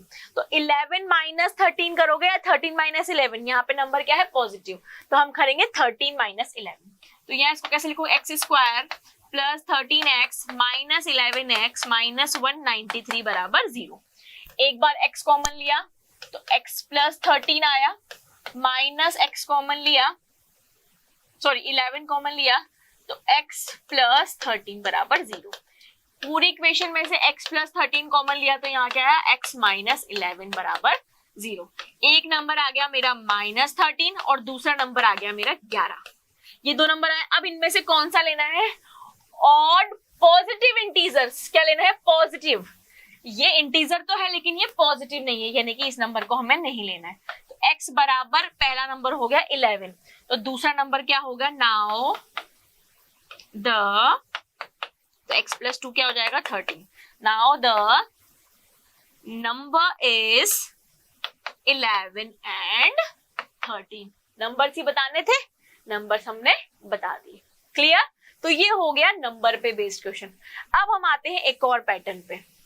Find the natural number whose square diminished by 84 is equal to thrice of 8 more than the given number। नहीं समझ आया, एक बार और बढ़ते हैं। Find a natural number whose square diminished, यानी कि जो भी आएगा उसको सब्ट्रैक्ट करना, डिमिनिश का मतलब subtract, by 84 is equal to thrice of 8 more than the given number। कुछ नहीं करना, हम सबसे पहले मानेंगे let the number x। ठीक है, नेचुरल नंबर मान लिया हमने, x मान लिया। whose square यानी कि नंबर का स्क्वायर को हम सब्ट्रैक्ट करेंगे किससे, 84 से, तो वो किसके इक्वल आएगा, thrice 8 more than the given number। 8 more than the given number, ये मेरी बनाई है मैंने इक्वेशन अकॉर्डिंग टू क्वेश्चन। भाई जैसे जैसे क्वेश्चन ने बोला वैसा वैसा मैंने काम किया। क्या बोला क्वेश्चन ने, find a natural number whose square, तो हमने नेचुरल नंबर माना x, उसका किया स्क्वायर, डिमिनिश्ड बाय 84 यानी कि वो किससे सब्ट्रैक्टेड है, 84 से, तो वो किसके इक्वल आएगा, thrice of 8 more than the giving number, यानी कि गिविंग नंबर है 8, उसका 8 मोर देन प्लस 8 का थ्राइस किसके इक्वल है, स्क्वायर माइनस 84 के। अब इसको क्या करना है, हमें सिंपली सॉल्व करना है। X square minus 84 is equal to 3x plus 8 3 जा 24। X square minus 3x minus 84 minus 24 बराबर 0। एक्स स्क्वायर माइनस 3x 108 बराबर 0। ये मेरे आ गए क्वाड्रेटिक इक्वेशन। क्या आ गई मेरी क्वाड्रेटिक इक्वेशन। अब मुझे इसके क्या करने हैं, फैक्टर निकालने हैं। तो 108 को मैं कैसे दो फैक्टर निकालूं, तो यहाँ पे मैं करती हूँ 2 से, 2 5 जा 10, 2 4 जा 8, फिर 2 से 2 2 जा 4, 2 7 जा। तो देखो एक फैक्टर मेरा क्या हुआ, एक्स स्क्वायर। मेरे दो फैक्टर निकले 108 से 12 और 9। 12 माइनस 9 मेरा क्या होता है 3 होता है, और 12 9 का कितना होता है मेरा 108, यही होता है। तो ठीक है, अब मुझे माइनस का 3 चाहिए, यानी कि मुझे स्मॉलर नंबर में से बिगर नंबर क्या करना होगा, सबट्रैक्ट करना होगा। यानी कि मैं क्या लिखूं, माइनस का 9x प्लस का 9x माइनस का 12x, यानी कि 9 माइनस 12 माइनस 108 बराबर 0। यहाँ पे आप लोग इसको ढंग से लिख लेना, माइनस। क्लियर? अब भाई यहाँ से x कॉमन लिया तो x प्लस 9, यहाँ से माइनस 12 कॉमन लिया तो x प्लस 9 बराबर 0। तो यहाँ हुआ x प्लस 9 और यहाँ हुआ x माइनस 12 बराबर 0। एक नंबर मेरा क्या आ गया, x बराबर -9 और एक नंबर मेरा क्या आ गया, x बराबर 12। अब देखो मुझे क्या लेना है, नेचुरल नंबर लेना है। क्या ये नेचुरल नंबर है? नहीं, ये क्या है, इंटीजर। तो ये तो हो गया गलत। तो मेरा x इज इक्वल टू क्या आ जाएगा, 12 आ जाएगा। यही करना था, तो ये मेरा राइट आंसर आ गया। मुझे हमारा नेचुरल नंबर फाइंड करना था, तो x is equal to 12 is the natural number, जिसके स्क्वायर को आप 84 से माइनस करोगे तो वो किसके इक्वल आएगा, थ्राइस ऑफ 12 प्लस 8 के इक्वल आएगा। क्लियर हुआ? तो इस तरह से आपको पहले अच्छे से केयरफुली क्वेश्चंस को पढ़ना है और उसके बाद अकॉर्डिंग टू क्वेश्चन आपको इक्वेशन जनरेट करनी है। क्लियर? तो अभी तक हमने नंबर्स के काफी क्वेश्चन किए। अब एक नंबर आता है डिजिट्स वाला। मैंने पेयर ऑफ लीनियर इक्वेशन में भी बताया था कि जब डिजिट्स बनानी होती है तो कैसे करते हैं, 2 डिजिट नंबर। अब देखो जब भी 2 डिजिट नंबर की बात होती है, किसकी, 2 डिजिट नंबर की बात होती है, कितने की, 2 डिजिट नंबर की। तो जब भी 2 डिजिट नंबर की बात होती है तो सबसे पहले बात आप यूनिट डिजिट्स को मान लिया करो x। यूनिट, एक कॉन्सेप्ट में दोबारा पढ़ा रही हूँ, 2 डिजिट नंबर की जब भी बात हो यूनिट डिजिट को मान लो x और 10th डिजिट। भाई 2 डिजिट नंबर है, यहाँ पे मान लो मैंने कोई भी नंबर लिया 23, ये 2 डिजिट नंबर है, तो ये मेरी यूनिट डिजिट कहलाती है और ये मेरा कौन सी डिजिट कहलाती है, 10th डिजिट। तो 10th डिजिट को मान लो आप y, यही है। और अगर मैं बोलूं फिर इससे जो नंबर बना ओरिजिनल नंबर वो क्या बनेगा मेरा, 10y प्लस x, यही बनेगा। अब कोई बचेगा ये कैसे लिखा, तो देखो अगर मैं इसको लिखूं तो कैसे लिखूंगी, 10th डिजिट को 20 और यूनिट डिजिट को 3, 20 प्लस 3 लिखेंगे। भाई यूनिट डिजिट है तो 3 और 10th डिजिट होता है 10 का मल्टीप्लीकेशन, तो 10 प्लस इंटू 2 20, ऐसे ही लिखेंगे। तो जब भी कोई नंबर लिखेंगे हम ऐसे लिखेंगे। अब आपसे क्वेश्चन ने क्या बोला है हम वो करते हैं, ठीक है।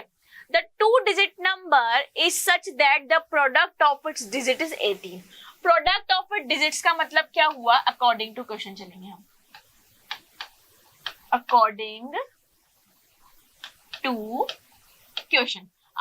क्वेश्चन क्या बोल रहा है, प्रोडक्ट ऑफ इट्स डिजिट्स, यानी कि 2 डिजिट है हमारे पास x और y, तो इनका प्रोडक्ट किसके बराबर है, 18 के बराबर है।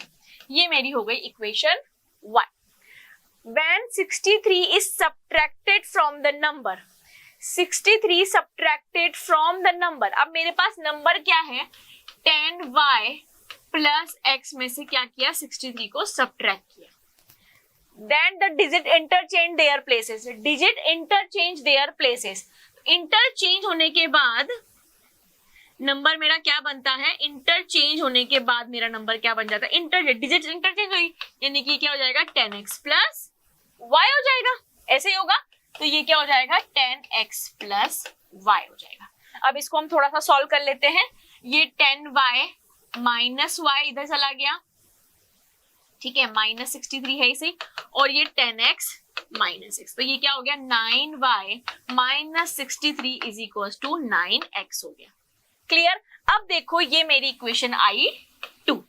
अब मुझे क्या करना है, फाइंड द नंबर। मुझे नंबर चाहिए, तो मैं यहाँ पे सबसे पहले मुझे एक्स वाई की वैल्यू चाहिए, तो मैं यहाँ इक्वेशन 1 से, फ्रॉम इक्वेशन 1 यहाँ से x की वैल्यू निकाल लेती हूँ, तो कितनी आएगी, 18 by y।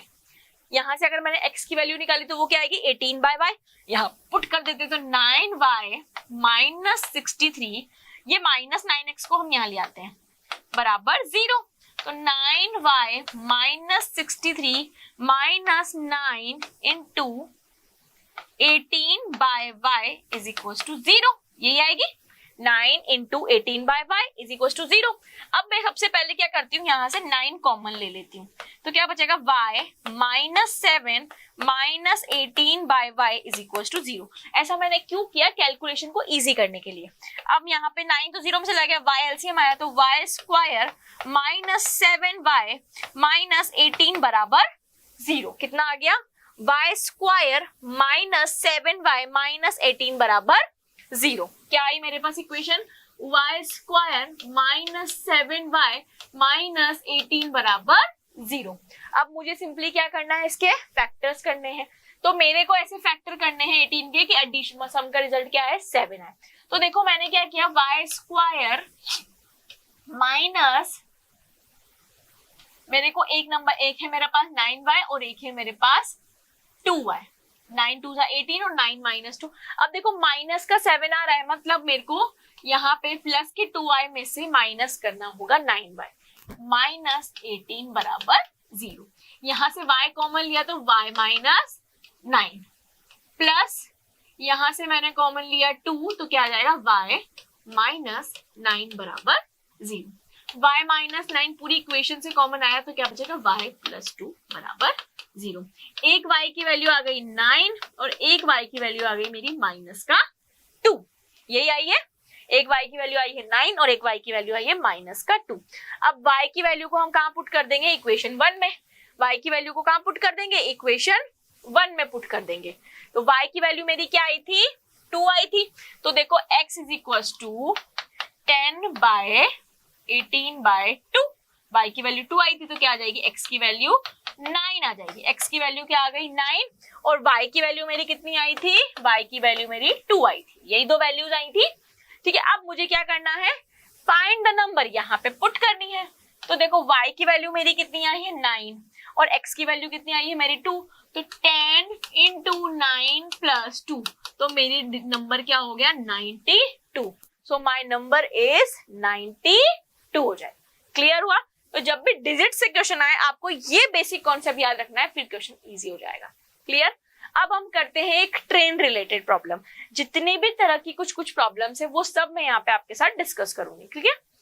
A train travel at the distance of 300 kilometre at a constant speed, यानी कि स्पीड क्या है, सेम है। Let the speed of train is equals to x। मैंने ट्रेन की स्पीड को क्या मान लिया, x। मैं आप लोगों से ये उम्मीद कर रही हूँ कि आपको ये बेसिक फॉर्मूले पता होंगे। कौन कौन से बेसिक फॉर्मूले, की स्पीड बराबर होता है डिस्टेंस अपॉन टाइम।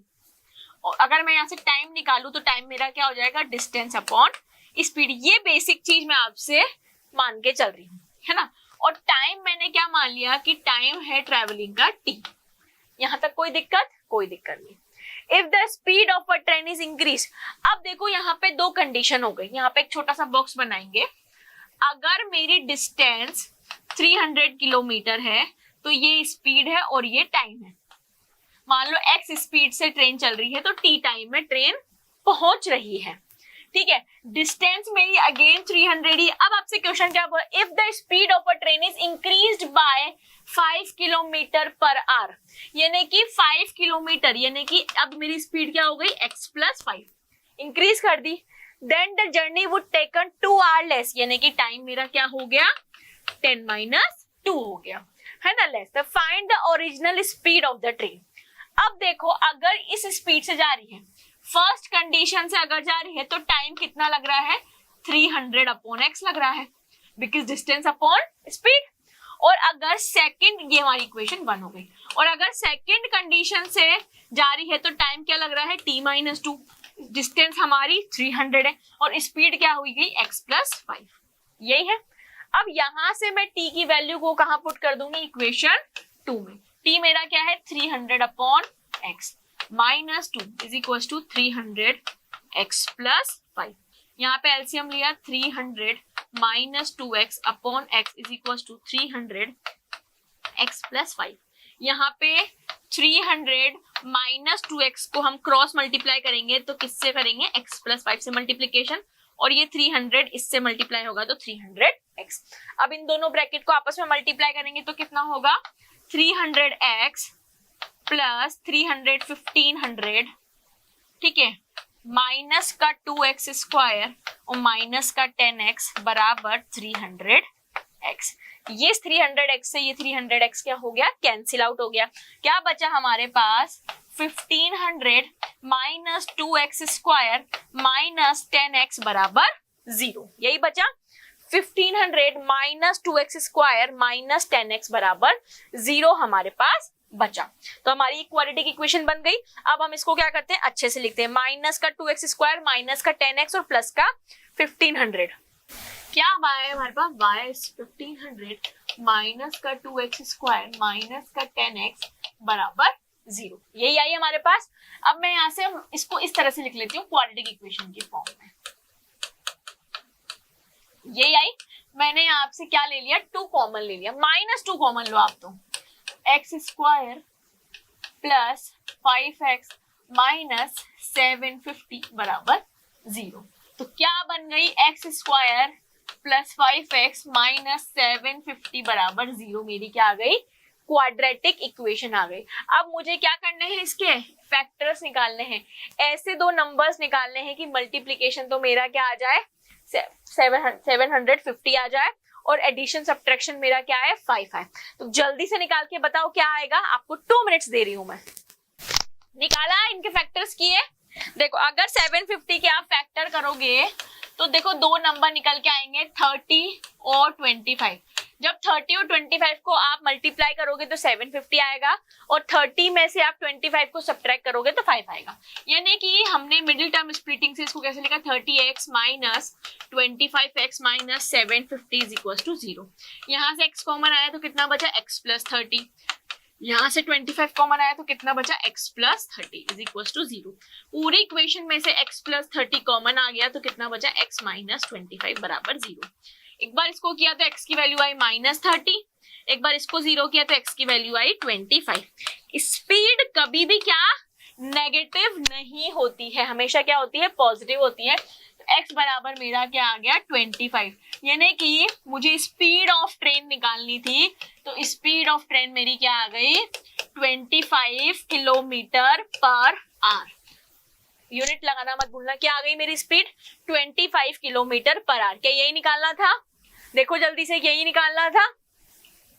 हाँ, original speed of the train. तो ओरिजिनल स्पीड ट्रेन की हमने क्या मानी थी, x, और x की वैल्यू क्या आई, 25। यानी कि हमारी स्पीड ऑफ द ट्रेन कितनी है, 25 किलोमीटर पर आवर है। क्लियर। तो हमने एक ट्रेन का क्वेश्चन किया किस फॉर्मूले से, स्पीड, डिस्टेंस और टाइम के से। अब हम करेंगे एक क्वेश्चन एज रिलेटेड प्रॉब्लम से। मैंने आपसे कहा था मैं हर प्रॉब्लम से रिलेटेड वर्ड प्रॉब्लम कराऊंगी। 1 ईयर अगो, तो जब भी ऐसे एज रिलेटेड प्रॉब्लम आती है तो 3 कंडीशन होती है। 3 कंडीशन क्या क्या होती है, एक होता है हमारा पास्ट, एक होता है हमारा प्रेजेंट और एक होता है हमारा फ्यूचर। ये बात ध्यान रखना, ठीक है। अब किस किस की बात हो रही है, 1 ईयर एगो, अगर मेरी बात हो रही है यहाँ पे सन की और एक मैन की। 1 ईयर एगो अगर सन की एज x है और मैन की एज y है, तो 1 साल पहले सन की एज होगी x-1 और मैन की एज होगी y-1।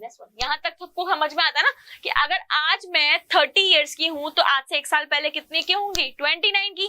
सिमिलरली अगर आज आप 18 इयर्स के हैं तो आज से 1 साल पहले कितने के होंगे, 17 के होंगे, ठीक है। तो अगर आज मैं x की हूं तो आज से 1 साल पहले मैं कितने की होंगी, x-1 की। अब क्वेश्चन को पढ़ते हैं। 1 year ago a man was 8 times. So according to question,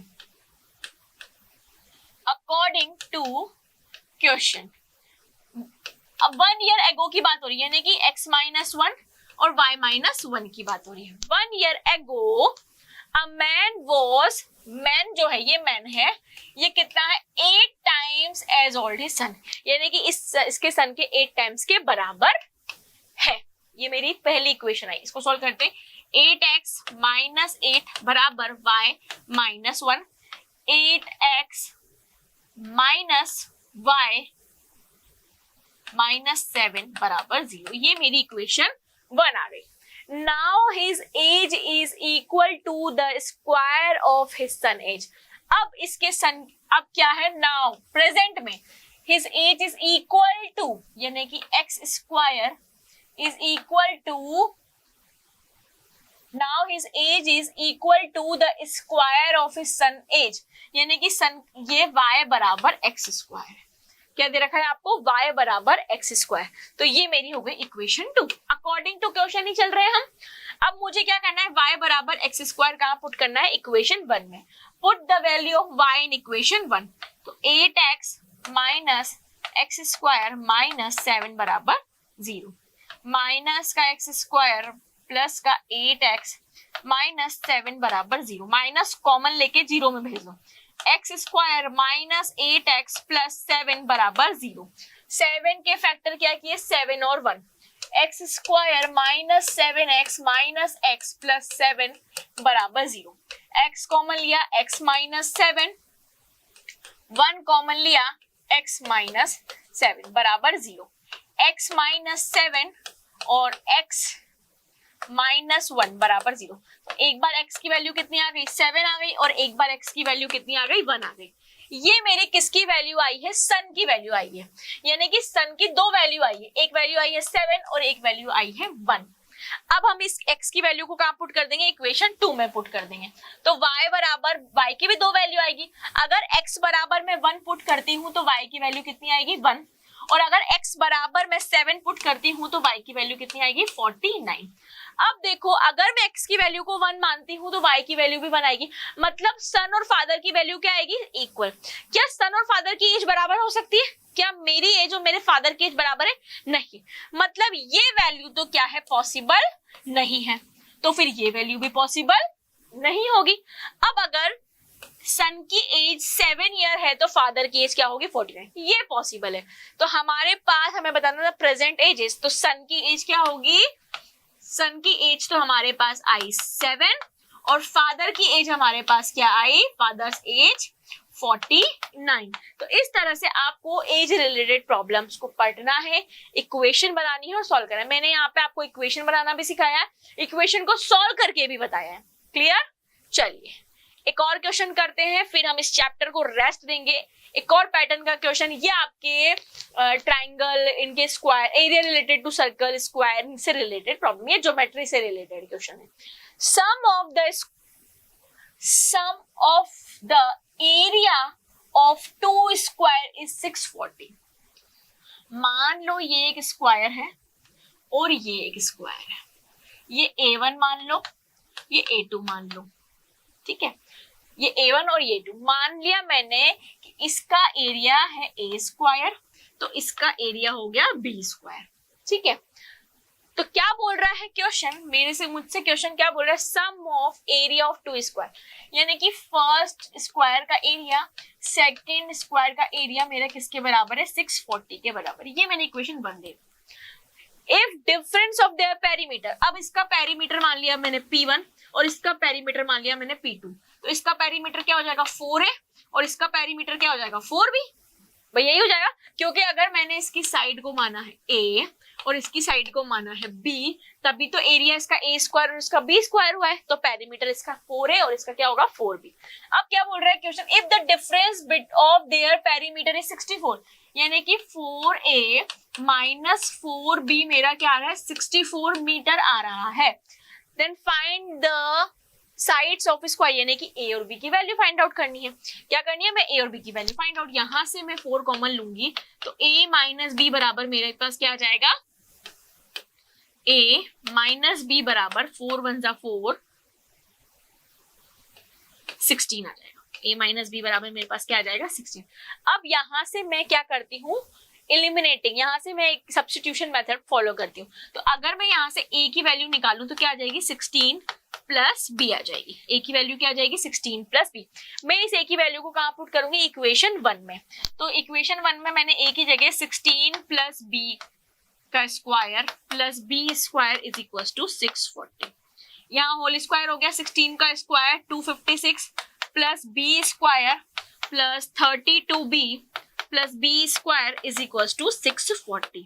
अब मेरी 2B square plus B square 2B square plus 32B plus 256 minus 640 बराबर 0। अब इस क्वाड्रेटिक इक्वेशन को सॉल्व करेंगे हम, तो 2B स्क्वायर प्लस 32B यहाँ पे क्या बचेगा 4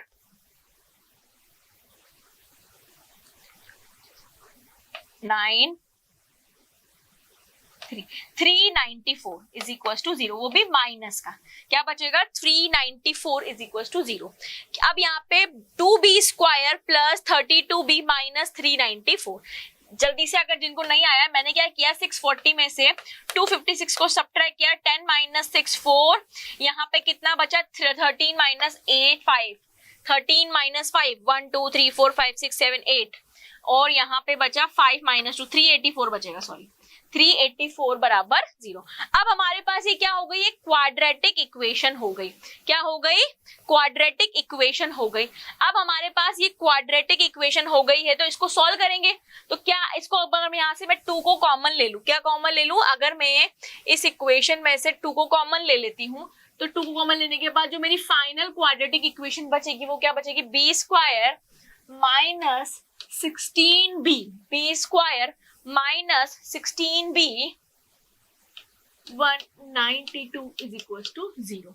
आप कॉमन लेके देख लो, आपकी यही आएगी। वहां पे 364 आया था माइनस करने पे, 256 में से अगर आप माइनस करोगे तो कितना आएगा 364 आएगा, ये आ गई। अब मुझे 192 के ऐसे 2 फैक्टर करने हैं कि मेरा क्या आ जाए, सम क्या आ जाए 16 आ जाए। तो जल्दी से मुझे फैक्टर करके बताओ। तो अब यहाँ से हमारी क्वाड्रेटिक इक्वेशन क्या है, 2b² प्लस 32b माइनस 364 बराबर 0, 384 बराबर 0। अब यहाँ से मैं 2 कॉमन ले लूंगी, तो b² प्लस 16b माइनस 2 1 जा 2, 2 9 जा 8 और 2 2 जा 4, 192 बराबर 0। अब मुझे इस 192 के ऐसे फैक्टर्स करने हैं कि मेरा सम क्या है 16। तो 192 के अगर मैं 2 फैक्टर करूं तो एक मेरा होगा 24 और एक मेरा होगा 8। तो 24 माइनस 8 मेरा क्या हो जाता है 16 हो जाता है। तो यहाँ पे क्या लिखते हैं, b² plus 24b minus 8b minus 192 बराबर 0। यहाँ से मैंने b कॉमन लिया तो क्या हो जाएगा, b प्लस 24 माइनस 8 कॉमन लिया तो b प्लस 24 बराबर 0। तो यहाँ पे b प्लस 24 कॉमन लिया तो यहाँ क्या आया, b माइनस 8 बराबर 0। तो एक b की वैल्यू कितनी आई -24 और एक b की वैल्यू क्या आई 8। ठीक है, एक b की वैल्यू क्या आई 8 और एक की वैल्यू आई -24।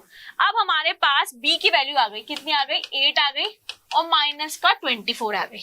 अब b की वैल्यू आ गई तो क्या मैं a की वैल्यू नहीं निकाल सकती, बिल्कुल निकाल सकती हूँ। क्यों, क्योंकि मेरा a बराबर क्या है 16 प्लस b, a बराबर क्या है 16 प्लस b। तो यहाँ से a बराबर 16 प्लस b, b मैंने कितना लिया 16 प्लस 8, 16 प्लस 8 मेरा क्या आ गया 24, यानी कि a और b, यानी कि मेरी साइड्स आ गई। एक साइड मेरी क्या आई 24 और दूसरी साइड मेरी क्या आई 8 आ गई। क्लियर है। तो इस तरह हम ज्योमेट्री रिलेटेड प्रॉब्लम्स भी कर सकते हैं क्वाड्रेटिक इक्वेशन में। तो इसी के साथ आपका ये चैप्टर जो होता है पूरा फिनिश होता है।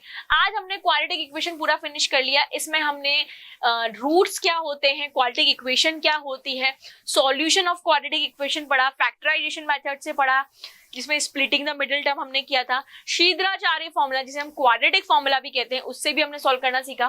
फिर मैंने आपको मोस्ट इंपॉर्टेंट टॉपिक पढ़ाया नेचर ऑफ द रूट और उससे रिलेटेड जितनी भी प्रॉब्लम्स होती हैं वो हमने सॉल्व करी, और एट लास्ट हमने चैप्टर में पढ़ा वर्ड प्रॉब्लम्स। क्लियर। सो यहाँ आप इसी के साथ आपका चैप्टर फिनिश होता है। नेक्स्ट सेशन में मिलेंगे नेक्स्ट चैप्टर के साथ। Till then take care of yourself, bye bye.